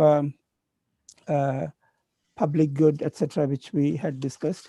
So in this case, I think if we are so this was one question from the chat. What is the interdependence of university social responsibility? So that's, I think, Dan has answered it's a little bit about that. So one last point, which I think, it sort of comes up because of the sort of interface between the grading that you provide and the ranking, because inevitably the ranking is embedded in it, because the value of diamond classification as opposed to something else is a sort of a ranking which the university gets. And in this case, how does it, so one brief question again, I'm sorry, going back to the rankings, how does it sort of, sort of interface, again, is probably the word, how does it sit with the NIRF, the National Institutional Ranking Framework of the Government of India, and how does it, in that particular things, in terms of, and again, the big debates about whether other external, whether other ranking metrics that are used, for example, perceptions, for example, is quite controversial in terms of whether perceptions is something which could be measured in and their own value, etc. And then you're also questioning about the research rankings and things like that. So there are certain areas where there are debates about the metrics and methodology. But in your case, I was just one briefly on, if you want to compare or comment on how the institutions that you have given diamond, for example, or rated high, rank in relation to an entirely different process through NIRF or the THE or QS. So what is the interlink between this? And this would be very useful for any institution which is a part of which you are looking at. So maybe the audience might be interested to see how, in the larger scheme of things, this would help an institution within these rankings. Can I answer that, sir? Yeah, please go ahead. Yes. Rating by its design and definition, we do not compare to other institutions because our objective is to do a quality assessment, and show the scorecard that reflects the performance on each of those indicators to the institution. So when an institution is iGauge rated, not just with other rankings or ratings, but we do not compare them with other institutions. Just to give you an example, if there are 5 best institutions that have been iGauge rated, but when you look at the performance of different indicators, they may still vary. Yeah. Because there was a power failure here. So we are on the track now. Okay, Kadipulu? Okay, then. There was a what? Power failure. Power failure. There was no electricity. I think it's back now, because I had 2 announcements. One saying that you are off record, you're not being recorded, and then it said recording is back. So I suppose that reflects the power failure, etc. But I think, Prachi, Chitra, you could please go ahead. You're completing this thing. So we also get this question from institutions when they participate in ratings, because we do not compare 2 other institutions with each other, which is done by rankings. Now, coming to your question about the different rankings and how they compare with each other, the methodology or the rating parameters for each of them is very different. I think NIRF, which is the Government of India initiative, has its own framework, and the THE being just like QS as a private entity, there are certain common indicators between THE and QS, but when you compare the results, they do indicate different results, mainly because the methodology for each of them are different. So that way, we do not draw comparisons with any other ranking framework when rankings do happen, because QS would have assessed based on their fixed parameters. And then, rating by definition does. What, madam? So there's. Yeah, because there was electricity power failure here for some time. Yeah. So to conclude what I was saying, the objective of rating is a quality assessment for that particular institution. So we do not make a comparison with any other institution. Sure. I think, there are 2 different things in many ways, but certainly going through the rigorous data collection and processing that you do would definitely help the institutions to be recognized in a different set of things. So, Professor Rao, I think if we have any more, so the power is back now. Yeah. Okay. Any more comments? I think we could have finished that with this, because if there is no, I think I would like to thank everybody for the presentation and and I think for Chitra and Prachi. I hope I've not been too how should I say, ask too many questions from my side, but I think definitely, the other questions as well, like Shailen's questions, and also the contribution from Professor Chen, they're quite useful, because we have seen how in relating to this theme of USR, there are different approaches, and what you're doing in terms of institutional assessment is quite useful for the institutions that go through this.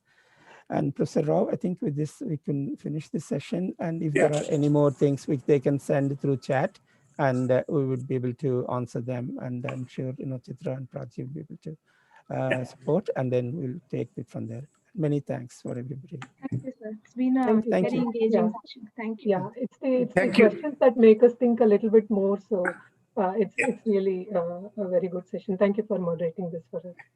Thank you.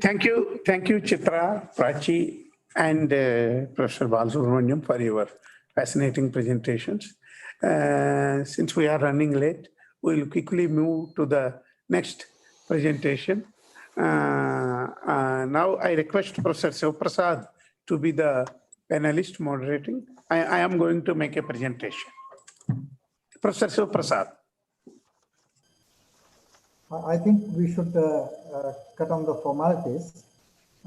This particular talk by Professor Prabhakar Rao on multilingualism, translation and modern education is an important one, because in the context of national education policy that we need to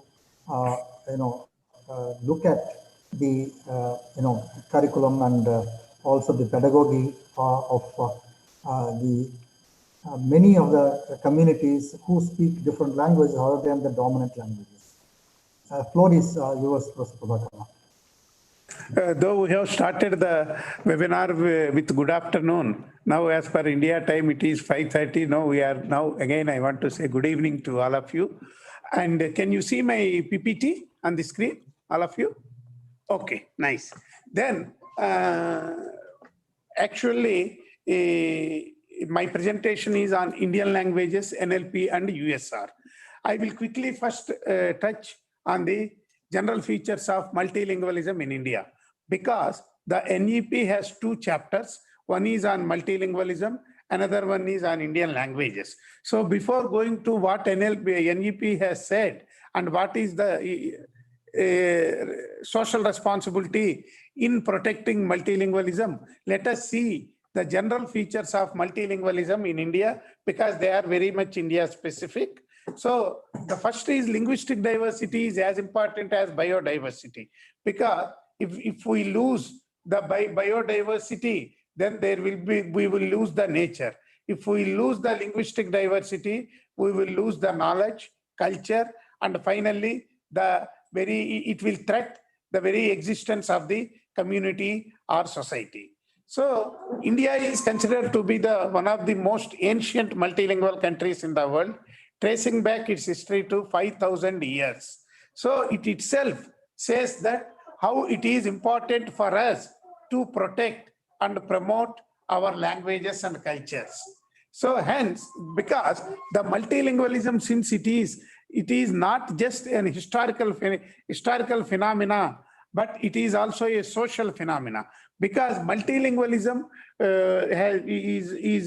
went into the society both horizontally and vertically. And it is very interesting to note that 47% of the GDP of India is being contributed by the Indian languages. It is very interesting. So we'll move quickly to the next slide. Multilingualism and NEP. What NEP says, actually, if you take, though as per me as a linguist, I wish to see the languages and multilingualism occupy a reasonable space in the education policy, but unfortunately it is confined to very, very small portion of the NEP.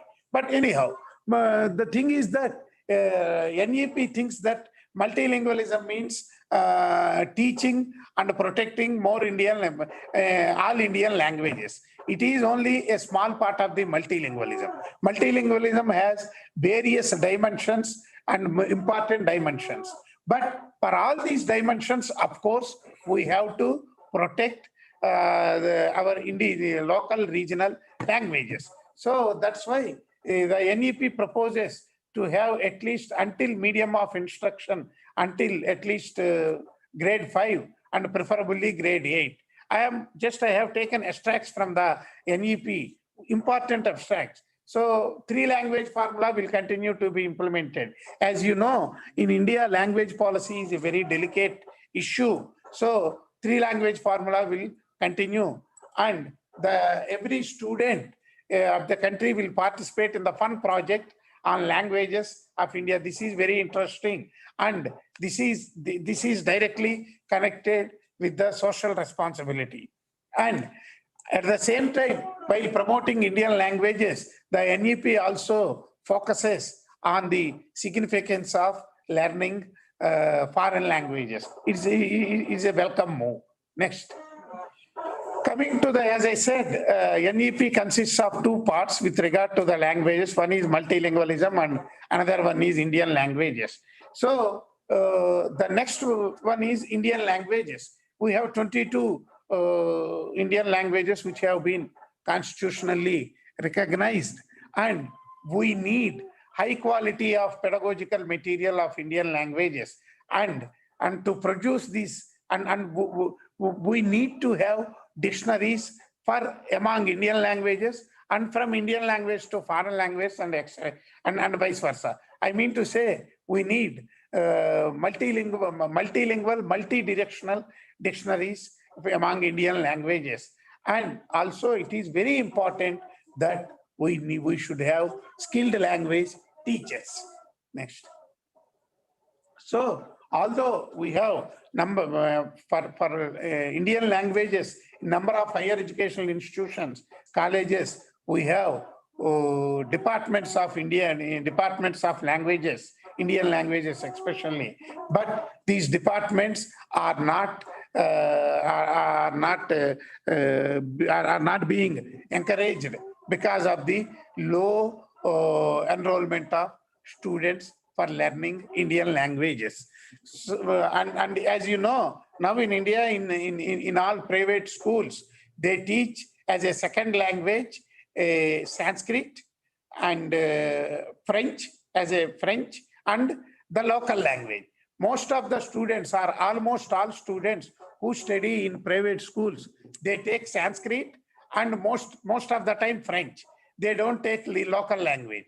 So it is a pity situation that the student who never speaks in his lifetime French language, but he learns French language and he doesn't learn, let us say, for example, Telugu, Tamil or Marathi or Hindi or whatever may be language.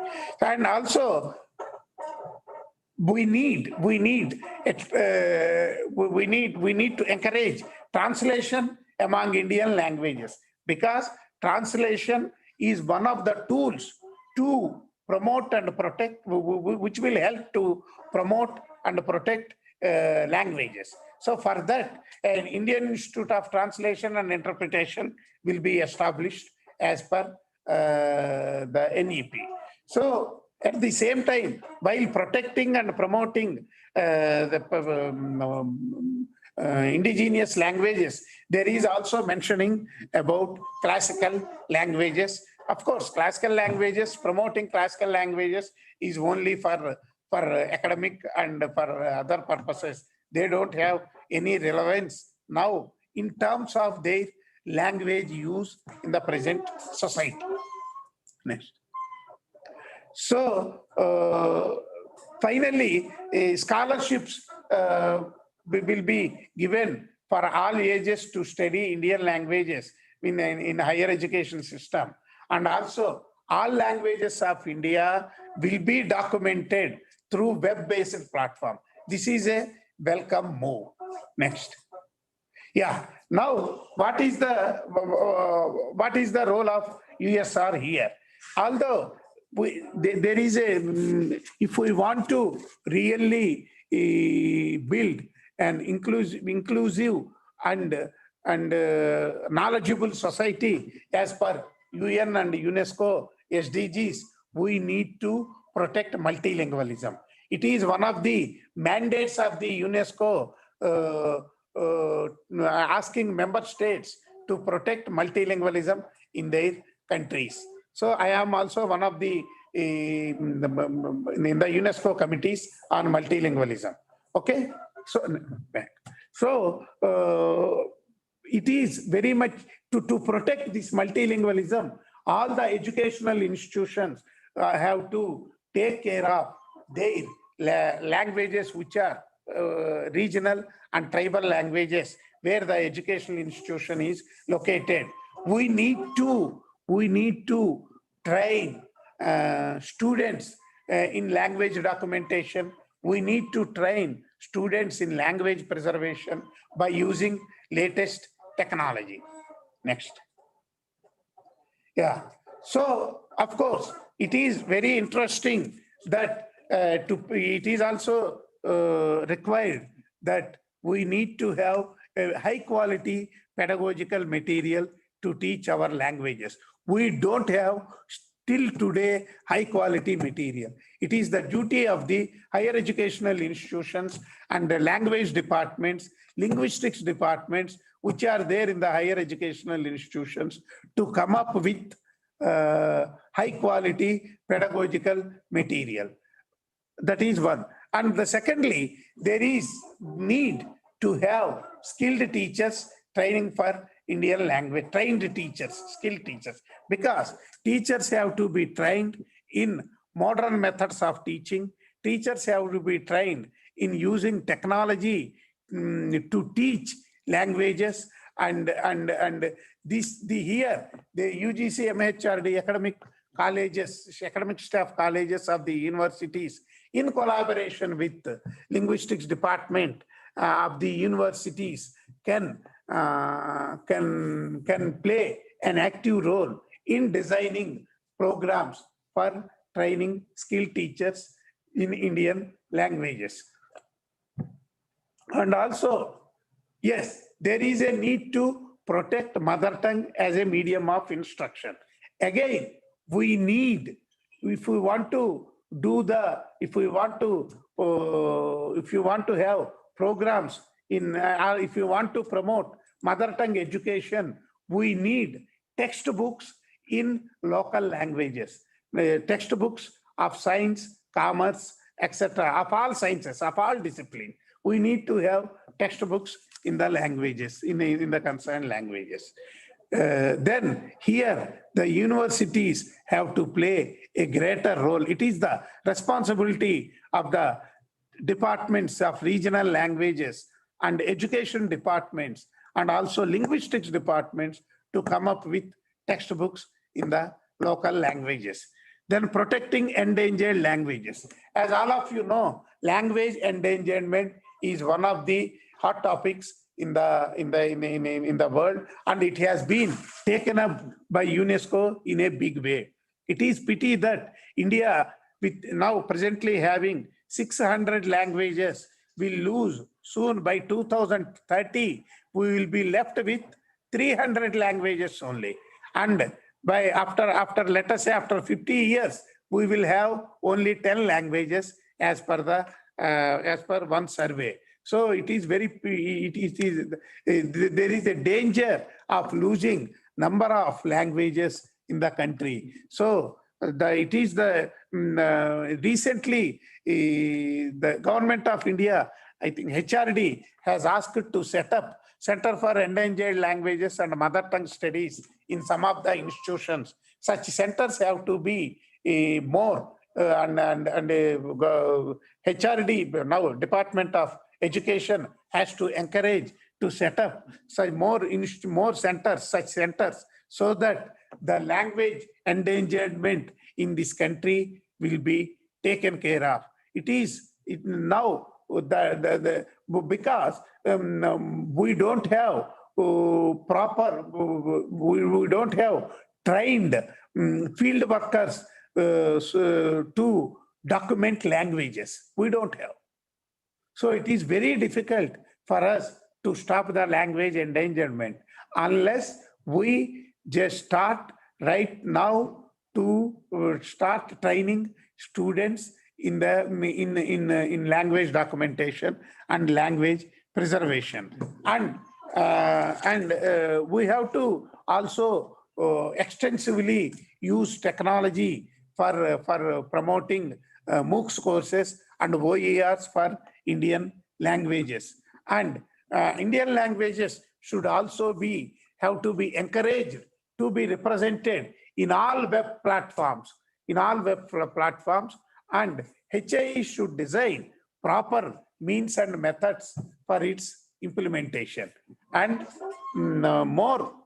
we also need to have machine translation systems and speech recognition systems that are to be developed by the universities in the country. There is a program, number of programs by Department of Science and Technology, Department of Communications, to encourage machine translation, to build machine translation systems for Indian languages. More such research has to be done by the universities in the country to protect languages.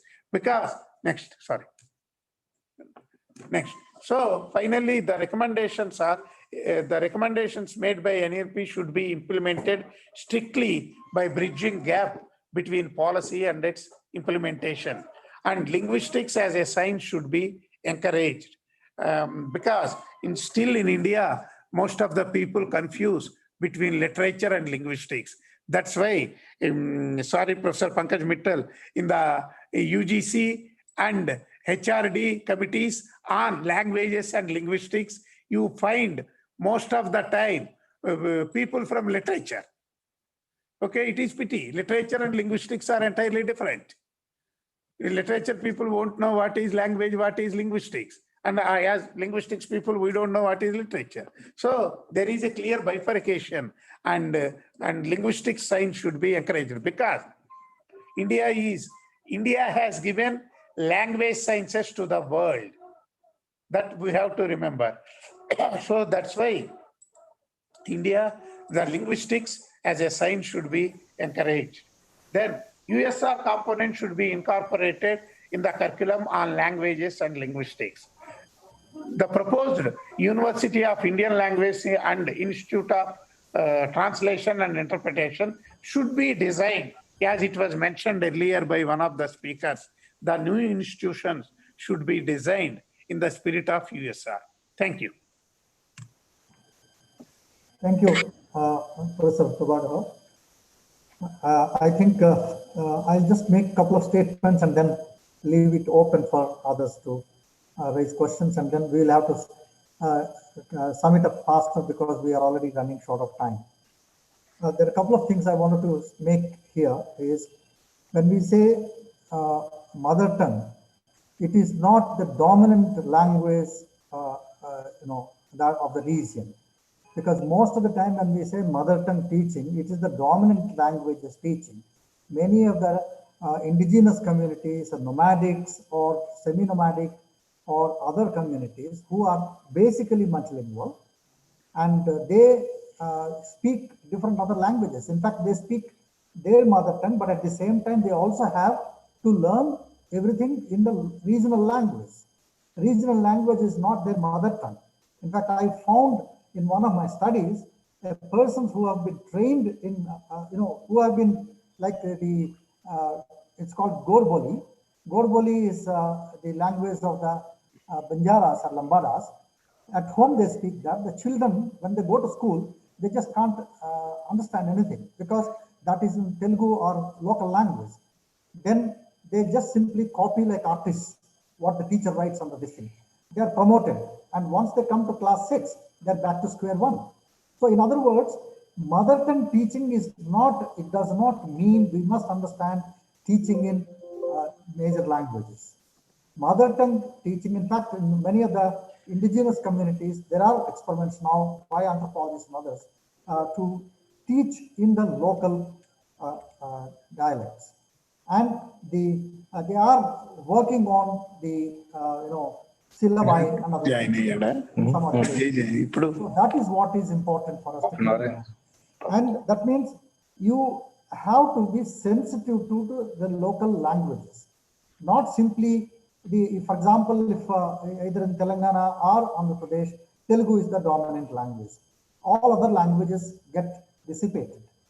Of course, what the dominant languages do for these languages, we are doing the same thing to the tribal and other languages. I think that is what has to be, the contradictions of policy have to take this into consideration. This is one. Second, I wanted to mention is, most of the time, like in fact, Prabhakar mentioned that other languages are, because even the mother tongue of the dominant groups are not taken into consideration when they choose a course. For example, they might opt French or they might opt for Sanskrit, which is only for scoring marks, nothing more than that. They are not going to be proficient in those languages, but at the same time, they can't make out anything about that. Like a tribal student can't understand anything else. So in other words, the efforts, because there are efforts by some civil society organizations and some philanthropists to encourage the others to learn in their mother tongue. For example, you have the Savara. Among the Savaras, there is a script invented and then they are being taught in their mother tongue. And we had made an attempt in other these things also. Like, for example, we made an attempt in in Telangana, where we tried to develop some primers for the Lambada language. Of course, it didn't get the support from the governments or their own community leaders. In other words, what is important for us is to keep in mind when we say mother tongue, promoting education in mother tongue, I think it is not the dominant language promotion. Second, how, in fact, when you don't have much of literature in different sciences, including social sciences and humanities, in the dominant languages, how do we expect that to percolate down to the smaller language groups? If the languages are getting endangered, it is not because of anybody else. It is our own negligence, our own lack of empathy to those people, and because we consider them as inferior and not worthwhile. So I just would stop it here because then I can go on at length on these things. So I'll leave the floor for a couple of questions, and then we will move on to the next presentation. Thank you. Any? Excuse me. Yeah. Could I ask a question to Professor Rao? Yeah, please. Okay. We used to say English was the lingua franca. Today, people might say Google Translate is the lingua franca. Okay. So in the context of Google Translate, you talk about how to preserve endangered languages, how to promote the teaching of mother tongue. Do you think, especially when Google Translate is learning so quickly, okay, do you think as a linguist yourself, you are fighting a losing battle?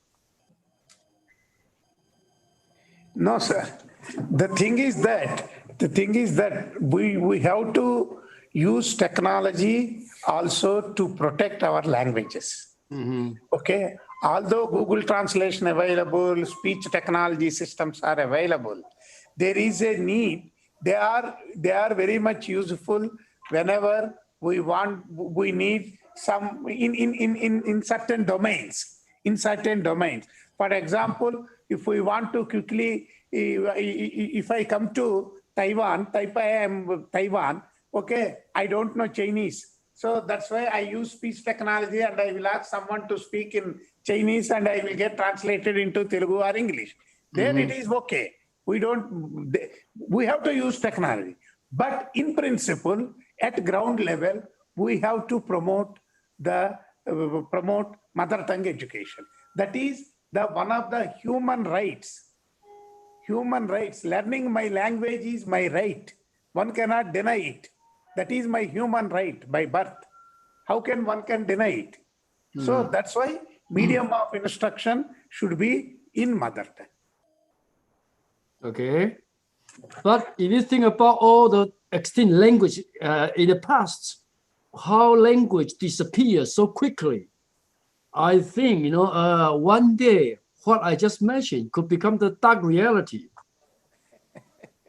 Yeah, language, as it was mentioned by Professor Prasad, languages are disappearing because of, again, how the ecological crises are coming. It is the human error.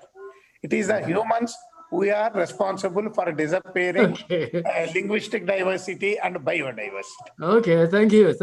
Okay, thank you. Excellent. Okay. Yes, sir. First Dan, and then please, Dan. Prabhakar, what role do you see the regional states in having in terms of promoting education in the oral linguistic traditions? Because if the regional states have in their nature a kind of a dominant regional language in play, they may be either more or less sensitive to the needs and interests of speakers of minority languages and primarily oral languages. So do the states have a particular role to play as well as alongside the universities? Yeah, actually, although in the states also, we have a state level language, regional language, and there are a number of other languages in India, for example. So That's why I think Government of India is also having an idea and also setting up educational institutions in the areas where they are, in the areas where there is underdevelopment. Why? Because to promote that area economically, socially. And also, if we think in our terms now, if we put in our terms now, linguistically, because whatever the languages are around their educational institution, these languages should be protected and promoted. And also, as it was mentioned by Professor Sivaprasad, that regional languages does not mean that a dominant language should be promoted at regional level. Again, that will be a mistake. What we are talking at global level, the same mistake we are repeating at regional level. We should not do it. We have to promote, we have to also teach the sub-region, let us say sub-regional languages. So maybe we can also involve some of the knowledge and some of the community making that has been undertaken by organizations like Bhasha. Professor Ganesh Devi developed the People's Linguistic Survey of India, which is a very imaginative and ambitious program that's starting to now get published and I think have an educational impact. So I'm just putting it out there that potentially we can build on that through the USR work. Yeah, we have to take help of NGOs also here. Okay, not only higher educational institutions, we can take help of the individuals, NGOs who would like to, or international organizations such as UNESCO to promote these languages. Yeah, there is a question from Mr. Ajay Kumar that, yeah, he is right that to promote languages, it is, there should be a job guarantee also finally. So when the governments should encourage local languages by providing job guarantees in local languages. Recently, for example, Telangana Chief Minister wrote a letter to the Government of India that all central government examinations, all central board examination should also be conducted in regional languages. Yeah, it should be. It should be. Can I? See, I'll just interject and then after Dr. Balasubramaniam will speak, and then I will just make a comment and then we'll close it at that so that we can move to the next. Sir.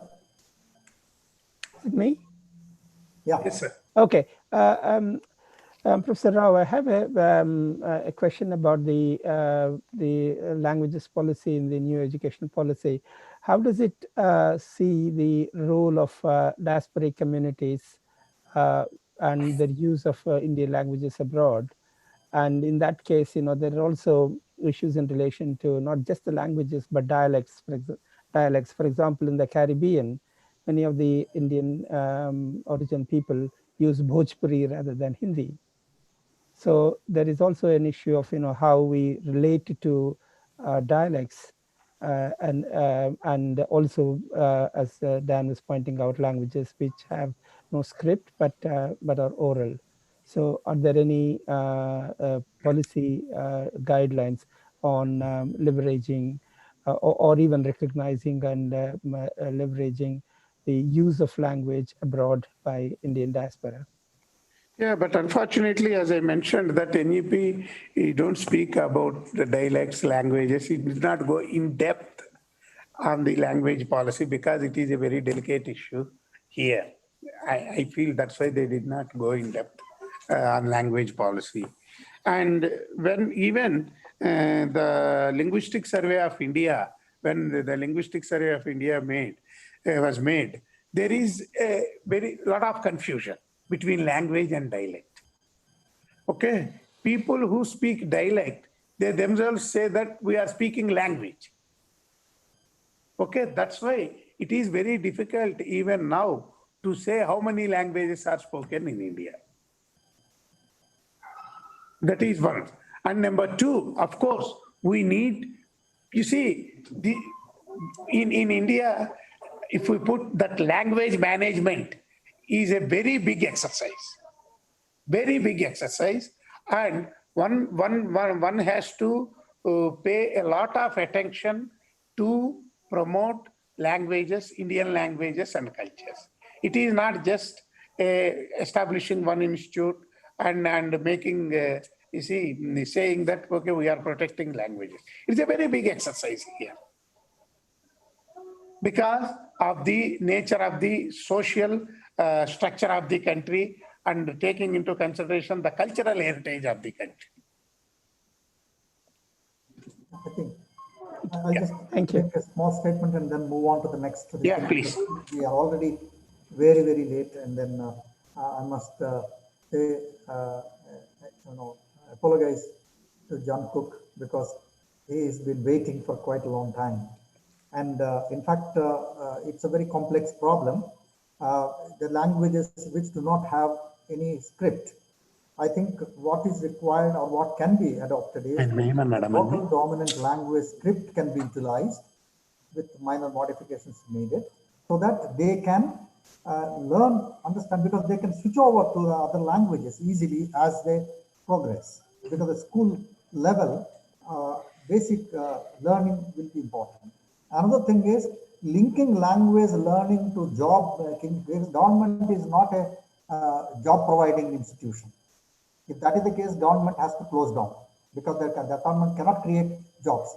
It is the way we try and develop these skills of different kinds. Because there are, for example, among the nomadic communities, there are different kinds of groups of people. Some are acrobats, some are jugglers, some of them are different kind of knowledge. Artists, they are painters, they are sculptors and all that. You can train them in different other skills which they already have. So in other words, we need to think differently than the way we are looking at, because it is not a centralized kind of a structure that we need.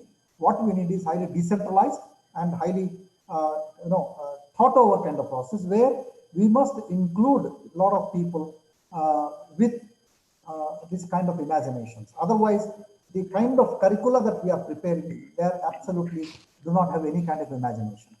I'll stop it at this. Thank you very much. I think we'll move on to next presentation. Thank you, Professor Prasad. Thank you very much. I will leave it to Prabhakar Rao now. Back. Thank you, Professor Prasad.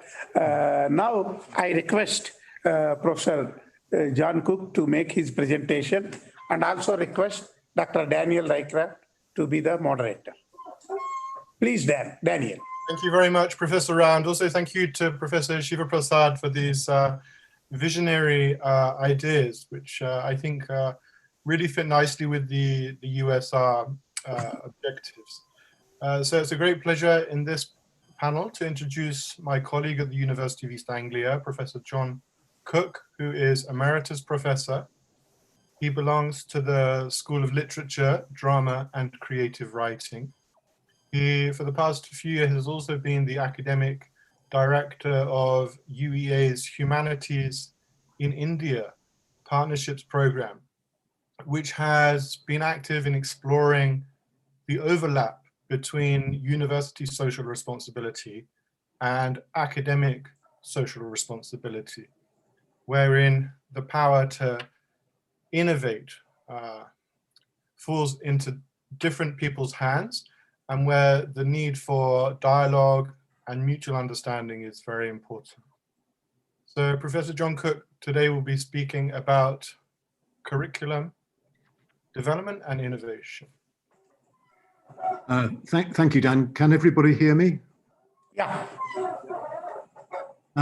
It's also the case that I have a fairly primitive PowerPoint, but I don't know if it can be shown. I don't have it's not necessary for the presentation, but there isn't a capacity to show it at your end, is there, Prabhakar? Yeah. Ah, good, thank you. Can everybody see?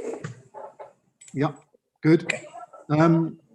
Thanks very much. Well, firstly, many thanks to Professor Rao and colleagues for inviting me to this fascinating webinar.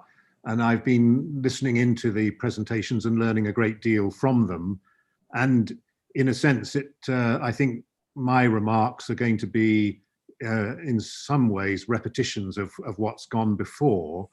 And I'm going to try and make it as the presentation as prompt and quick as possible.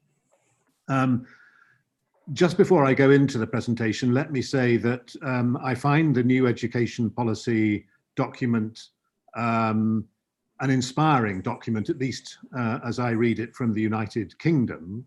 And it seems to me to overlap in so many ways with the ambitions of the Consortium of Universities for Social Responsibility, that if we were to sit down and write an education policy, although it wouldn't necessarily be identical with the NEP, it certainly would have quite a lot of overlaps with it. Now, in the course of the presentation I'm going to make, I just want to briefly contrast two models of curriculum development and innovation. I'm not going to comment on the distinction between curriculum development and innovation. That's for a longer discussion that we may not be able to have today. And the first model is the one that you can see on the screen, and it's the model which assumes that curriculum development and innovation is driven by knowledge gaps. And I don't want to theorize about knowledge gaps in this talk. I just want to give you two examples of what I think could be construed in the current state of the disciplines as knowledge gaps. Now, in talking about knowledge gaps here, I know I'm begging a question about who or what knowledge, and I want to return to that later in this presentation.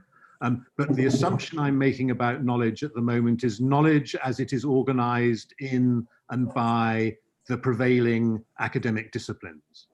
I say that because I think there is a very interesting question that is raised by the NEP and indeed by the work of the University Social Responsibility Consortium about the future viability of these disciplines. But for the time being, I just want to talk in terms of their existence. And I've given you two examples of relatively recent innovation, it seems to me, that has or could have an impact on curriculum. The first comes from economics, and has to do with the difference that's been theorized and analyzed between value creation and value extraction. I'm not going to go into that distinction here because it's not to the point, but if you want to follow it up, you can see the work of Mariana Mazzucato in particular and her colleagues. And the question, the pertinent question that is raised here is, can someone graduate with an undergraduate degree in economics without understanding this distinction? And who would be the people to answer that question? Now, I may be making a conservative assumption here, and one that needs to be put in question, but the assumption that I'm making in posing the question that I'm posing is that it is part of the social responsibility of the university to educate its graduates or its undergraduates in the understanding the application and the critique of concepts, and that this forms an integral part of the curriculum. And the second example I want to give comes from my own field of study, literature, and it has to do with the recent impact of the call to decolonize the curriculum in English literary studies. And the question that this raises is, can someone graduate with an undergraduate degree in literature without understanding literary works from more than one culture and the way these works have been informed by the history of European colonialism? Now, those activists and academics who are advocating the call to decolonize the curriculum would answer the question that I've just posed there with their answer would be, yes, it is necessary for somebody to have this understanding in order to be deemed to be a graduate. So you'll see the way in which I'm circling here around a very large question, which is how do we understand undergraduate and graduate qualification in the context of the NEP? So some further questions and comments on this first model, the knowledge gaps model. One is who takes responsibility for this kind of curriculum innovation and development. And I suppose the first and most obvious answer to that would be academics engaged in their disciplines. The second comment to make is, of course, that it marks a juncture between teaching and research. And I think it's worth noting that the NEP, on a number of occasions in its section on higher education, talks about the importance of establishing a vital connection between teaching and research, not segregating them out. It's part of the holistic and integrationist drive of the new education policy that it should want to draw our attention to this.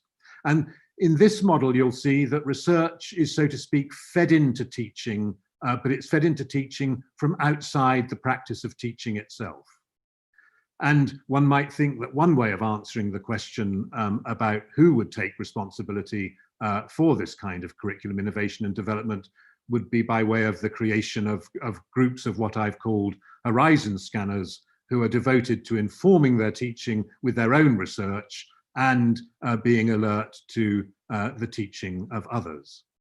So that's a very brief summary of the knowledge gap model of curriculum innovation and development, in which the idea of a knowledge gap is the main driver of both innovation and development. And if I could move on to the next slide, I want to just briefly think about a second model, which is what we might call the requirements of multidisciplinary education. Now, this is a repeated emphasis in the NEP, the idea of multidisciplinary education. I have to say, and I quite understand why, that I'm not altogether left clear about what its implications are, but it's not the business of a policy document to spell out those implications. But I've just given you some reference to some of the sections where there is this emphasis on the importance of a multidisciplinary education. So we see it's necessary to the development of the well-rounded individuals and responsible citizens. See section 11.3. It's important to the education of postgraduates who will combine general and specialist knowledge. It's important as to the sensitivity towards the existence of diverse cultures, languages, and knowledge systems. And also another, in my view, very encouraging part of the NEP is the move towards rebalancing the relationship between STEM subjects and the arts and humanities. In all these respects, there is a powerful call being made in the NEP towards making all undergraduate education and a good deal of postgraduate education in universities multidisciplinary. Now, that seems to me to beg many questions. And if we move on to the next slide, if we could, we'll see what some of those questions are. If we can't move on to it, it doesn't matter. I can raise them myself. Is it possible to move on to the next slide? No. Oh, well, never mind. Again, I think there's a question about who takes on responsibility for this considerable challenge. One of the ways of approaching an answer to that question is by way of thinking about some of the differences between the second model of curriculum innovation and development and the first. In one, as I've already suggested, in the first model, curriculum innovation is driven from within a discipline, although it may challenge the limits of that discipline. In model 2, disciplinary boundaries and their crossing are in question from the outset. This raises very interesting questions in turn about the prevailing knowledge norms within disciplines and their compatibility or otherwise. And hence students in learning in this way are learning not just about a content, as it were, within a discipline, but how that content is framed as knowledge.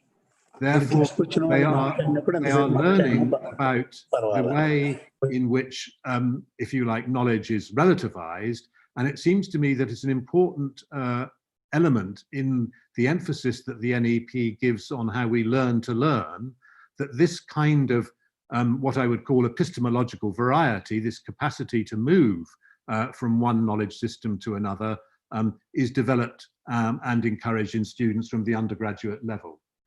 It reminds me of Professor Mehta's point earlier on when he was talking about the reaction of one of his students to his field work activity, and how important it was for him to learn how to think like people who are very different from me.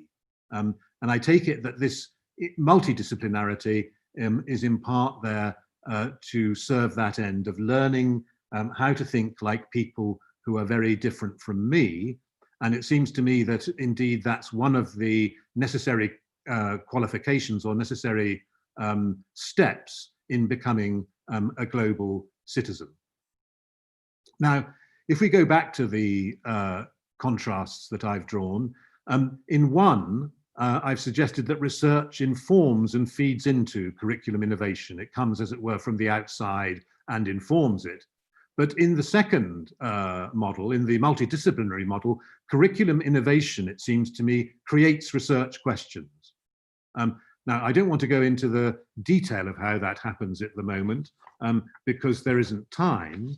But I do think, and if we can move on to the next slide, it's important to bear in mind the difference between the two. It goes back to questions of this crucial relationship between teaching and research, and the extent to which the activity of teaching itself is seen, especially in this multidisciplinary context, as creating new kinds of research questions, questions that couldn't be, as it were, described and anticipated within the existing body of academic research.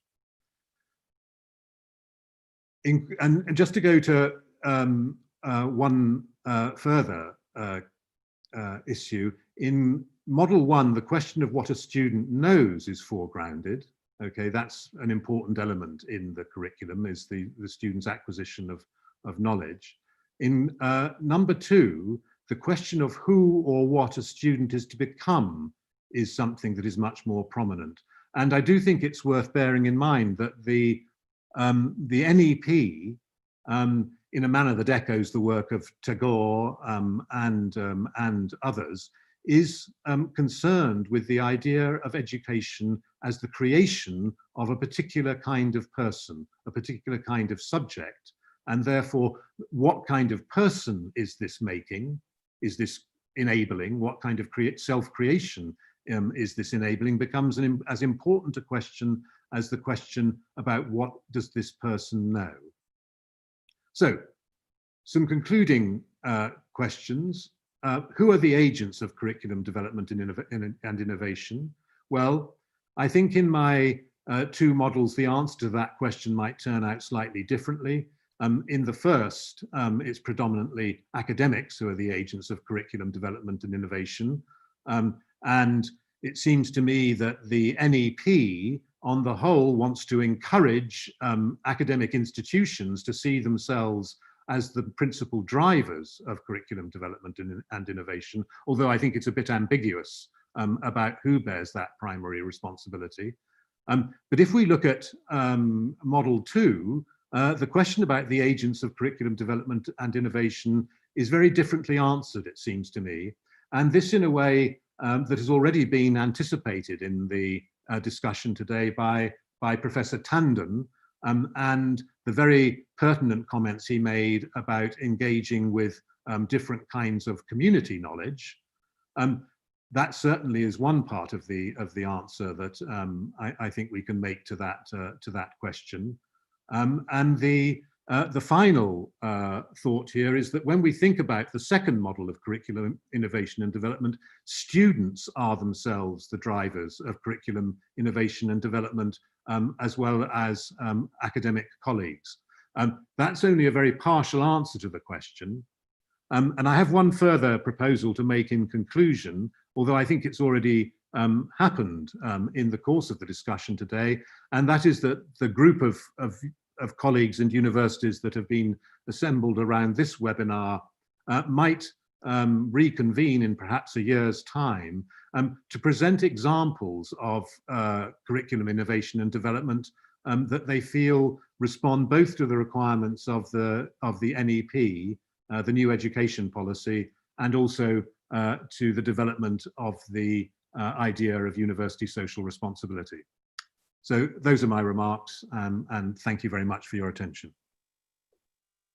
Well, John, thank you very much for raising these very important points. I think you provided a very incisive and clear framework, both for thought and action, Thank you so much. I see a key word emerging in all of these conversations, which is management. I didn't think I'd be saying this, but I've seen in Professor Mehta's talk a really interesting engagement with management of stakeholders. I've seen in Professor Rao's talk an interesting engagement with the management of languages and linguistics. And I've heard in your talk, John, engagement with curriculum management. With this in mind, do you, John, feel that we're at a point where we should be talking about the management of social responsibility in obviously an inclusive and international way? Do you think we're at that point where these management issues become important as the ideas? So that's a question that I'm asking you and raising with my USR hat on. I'm going to change my headwear and now speak as a historian. Professor Dipesh Chakrabarty has written a lot about the politics of dialogue, intercultural knowledge exchange, and so on. We've heard in many of these USR webinars about the relevance of including multiple knowledge systems, multiple languages, and so forth, about doing ethnography in the field. I really endorse this, and I think it's a very exciting turn. But it also builds in an assumption that there won't be what some ethnographers call an ethnographic refusal, a refusal to engage, a refusal to cooperate. And this reminds me of something that Professor Rajesh Tandon wrote in his 2009 article for UNESCO about not only rural identities and cultures, but also the historic importance, whether in India or elsewhere, of social movements, and expressly social movements that involve resistance. So we're perhaps at a point where we need to try and foresee potential obstacles to these kinds of dialogues and ethnographic turns. Please, I invite your responses, John, on those 2 points. Okay, thanks, Dan. Let me take the management question first.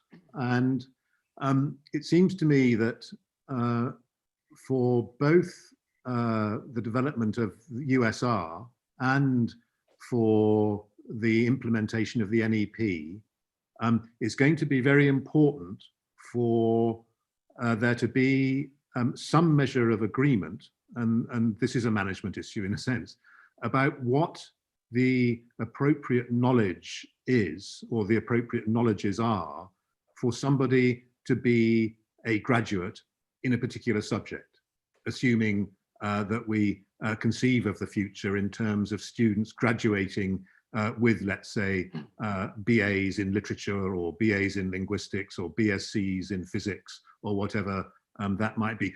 That seems to me to be a critical question, which takes us back to the conceptual issues. But I think until we develop rich pictures of what we think qualified graduates should look like and be, we're going to find it quite difficult to navigate all the many different kinds of demands and possibilities that seem to be flowing into the remaking of universities in the 21st century. I think that a second management issue is very important, and it's one that on the whole I don't think we've yet managed to quite grasp, but I think the development of the USR consortium provides a very good opportunity for this, and that is the capacity to share both information and ideas about curriculum innovation and development, because it seems to me that this can't be left to institutions on their own.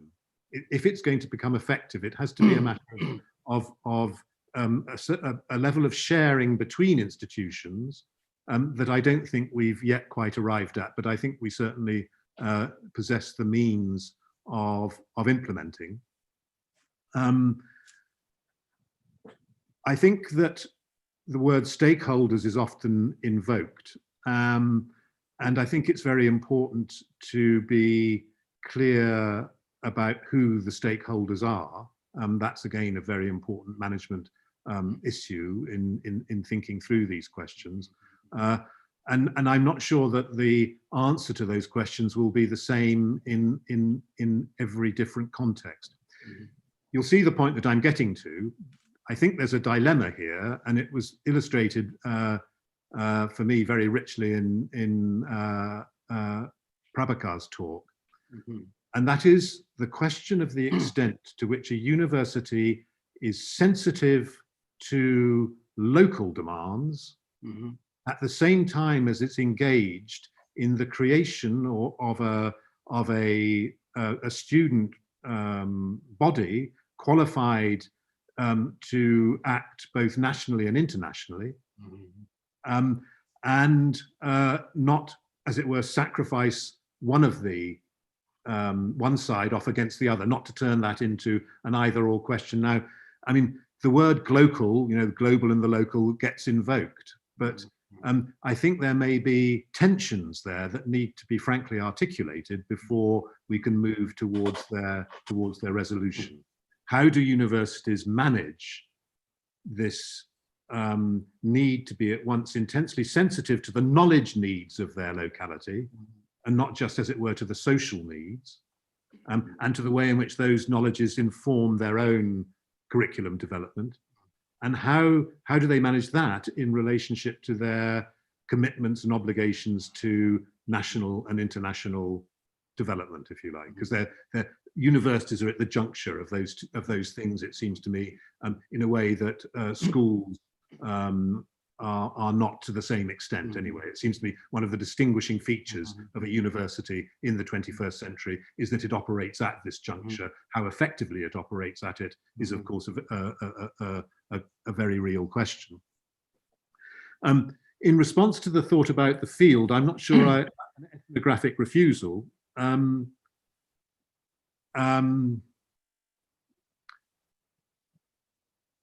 I think there is here a very important question raised about the extent to which people who are being drawn into the network, let's say, of a university milieu,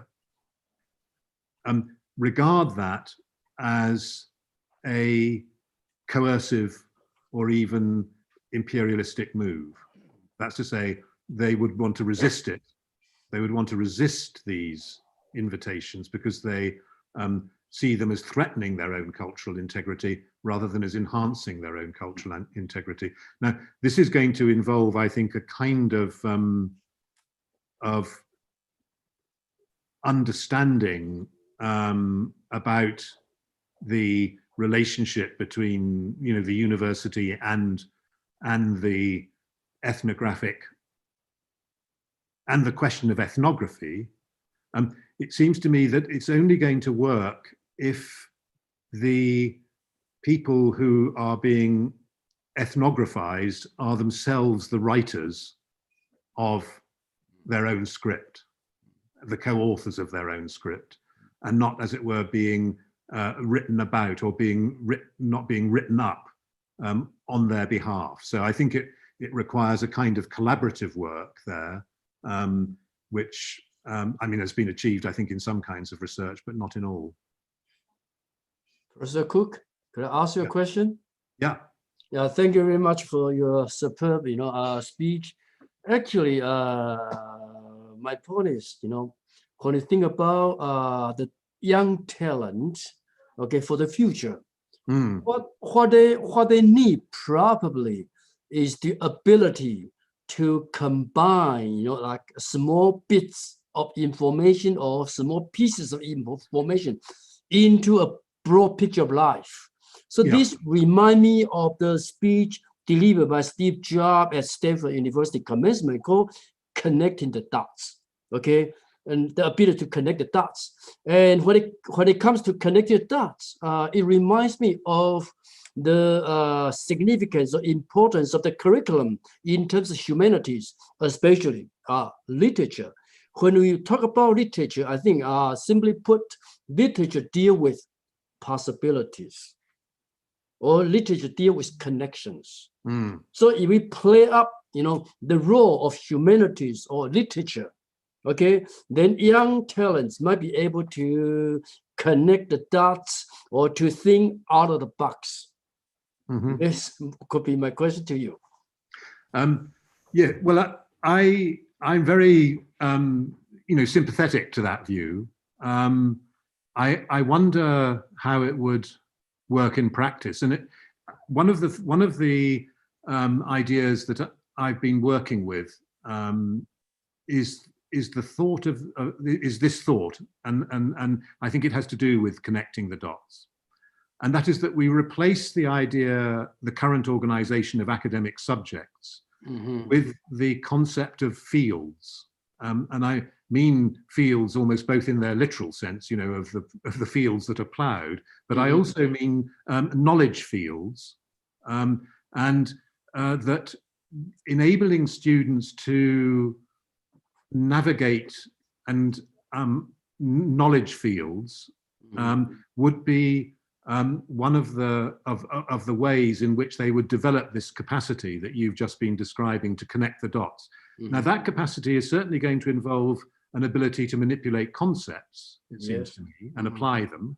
To begin to classify the dots, if you like. But it's also going to involve, I think, other kinds of skills, which I think you're right, do derive from the humanities and from literature in particular. And one of them is, of course, the capacity to tell stories. One of the ways in which dots get joined up is by telling stories about them. Okay. And again, I go so far with that thought, and of course, it has its, the idea of a field has its precedence in electromagnetic theory. It has its precedent in certain accounts of poetics in America in the 20th century. The idea of open field composition. It has its relevance to certain kinds of avant-garde art practice and so on and so forth. But I reach a certain point of hesitation when I think, okay, where would you start in reconstructing a curriculum on the basis of this idea?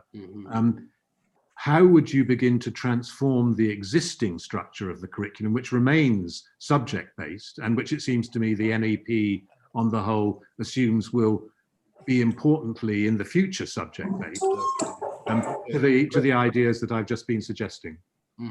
Okay, thank you. Professor Shiva Prasad.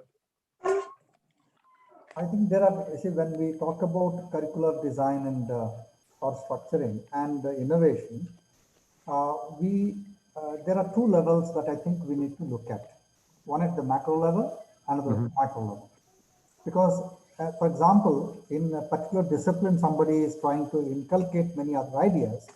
At that level, it's the teacher or the instructor has to have that kind of innovativeness in order to reach different kinds of people. For example, there may be, in my own class, there may be some students who come from certain disadvantaged background. So unless and until I become innovative in reaching them, my purpose of educating them is absolutely zero. So in other words, the innovativeness in that teacher kind of orientation or training is also an important aspect in the pedagogy.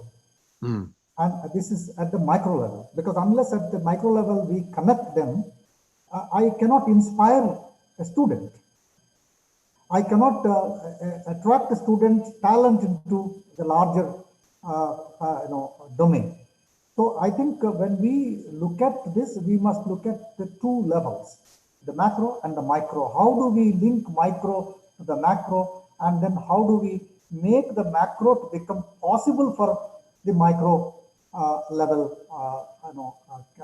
persons? Because that is exactly what, when we say innovation, I think that's what we need to address to. unless and until we address it, because at the micro level, I have a variety of students, not just one dimension. They are from different backgrounds. They are also from different linguistic and other cultural backgrounds. So which means it is at that level, you may have a good curriculum, but how do we relate that to these diverse kinds of people? And that means that is where we need to think a little more innovatively to design, diverse kind of strategies of innovation to impart that knowledge to people. In the same time, what happens is we also learn from them that can get into the curricular designs. It's a two-way process. That's what I understand.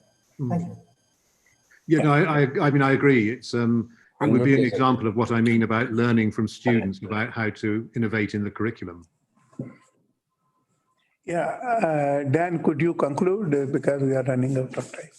I'm very happy to conclude this panel. Thank you so no much, John Kirk, and also from the audience. I'm handing over to you, Professor Rao. Thank you. Yeah, thank you very much. Actually, I have asked Dan to make a presentation on USR and also Professor Yang Chen to speak. But I'm sorry, since we are running out of time, we are 1.5 hours late.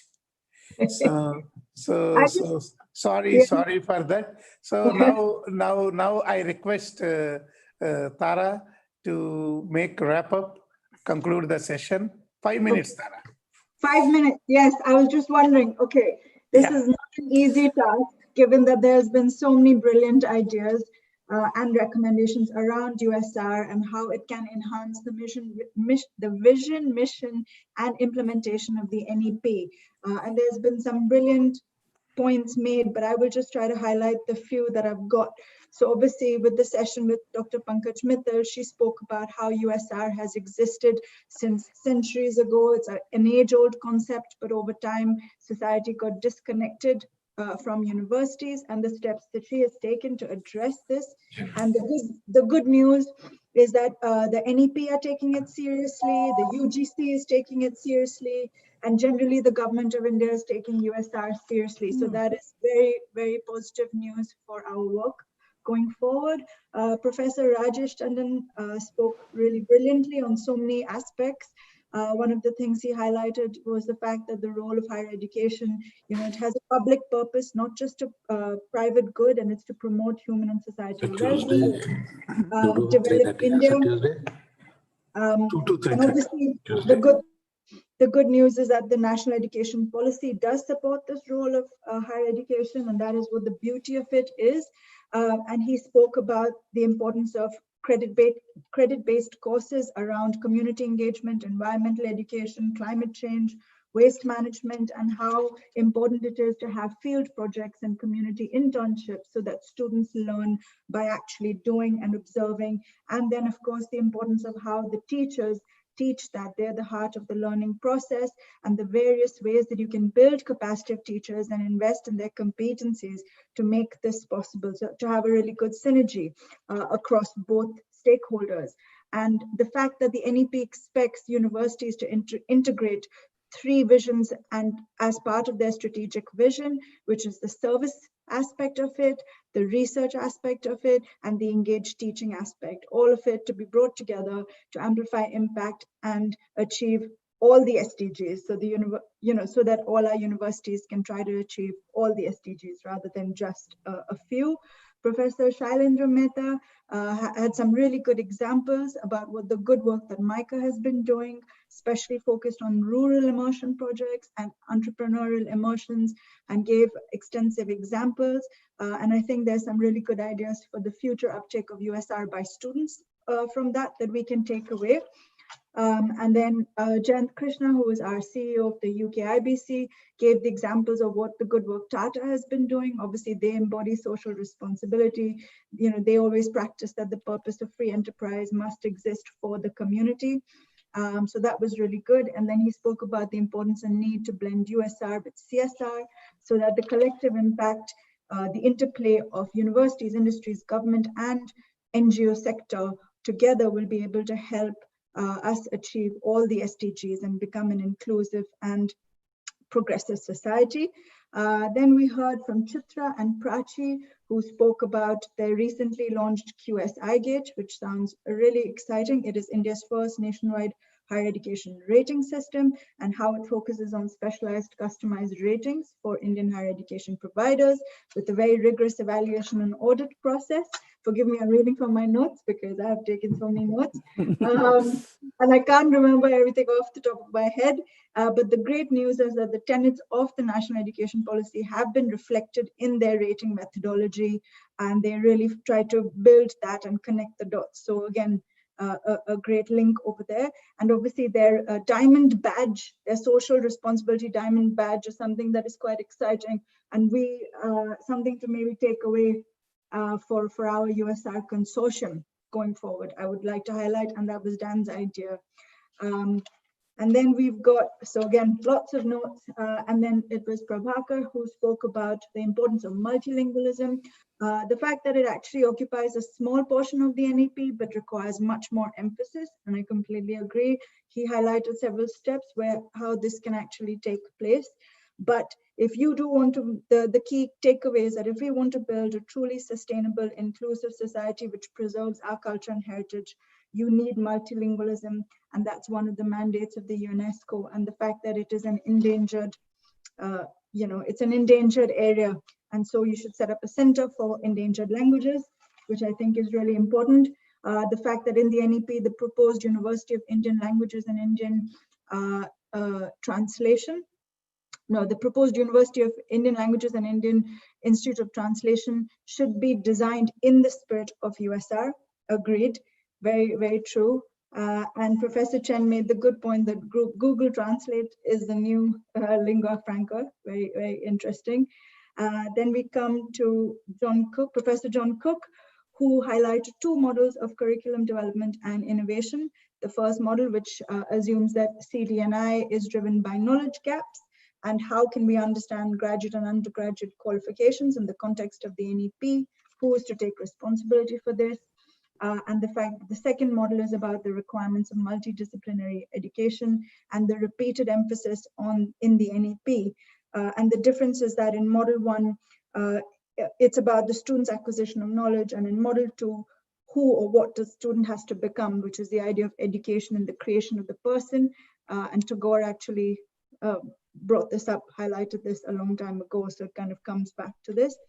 Dan mentioned about management as a recurring theme, talking about the management of social responsibility in an inclusive and international way. And then how universities need to manage, how they have to be sensitive to both the knowledge needs of society as well as their commitments to national development. So I think that kind of wraps up the key points from the various sessions. Very, very good, brilliant. It's been a brilliant webinar, and I think the industry aspect could have, we could do more. So maybe as a takeaway, I can expand on that, speaking from UKIBC's point of view. But thank you very much. Hope that was quick. Thank you very much. Thank you.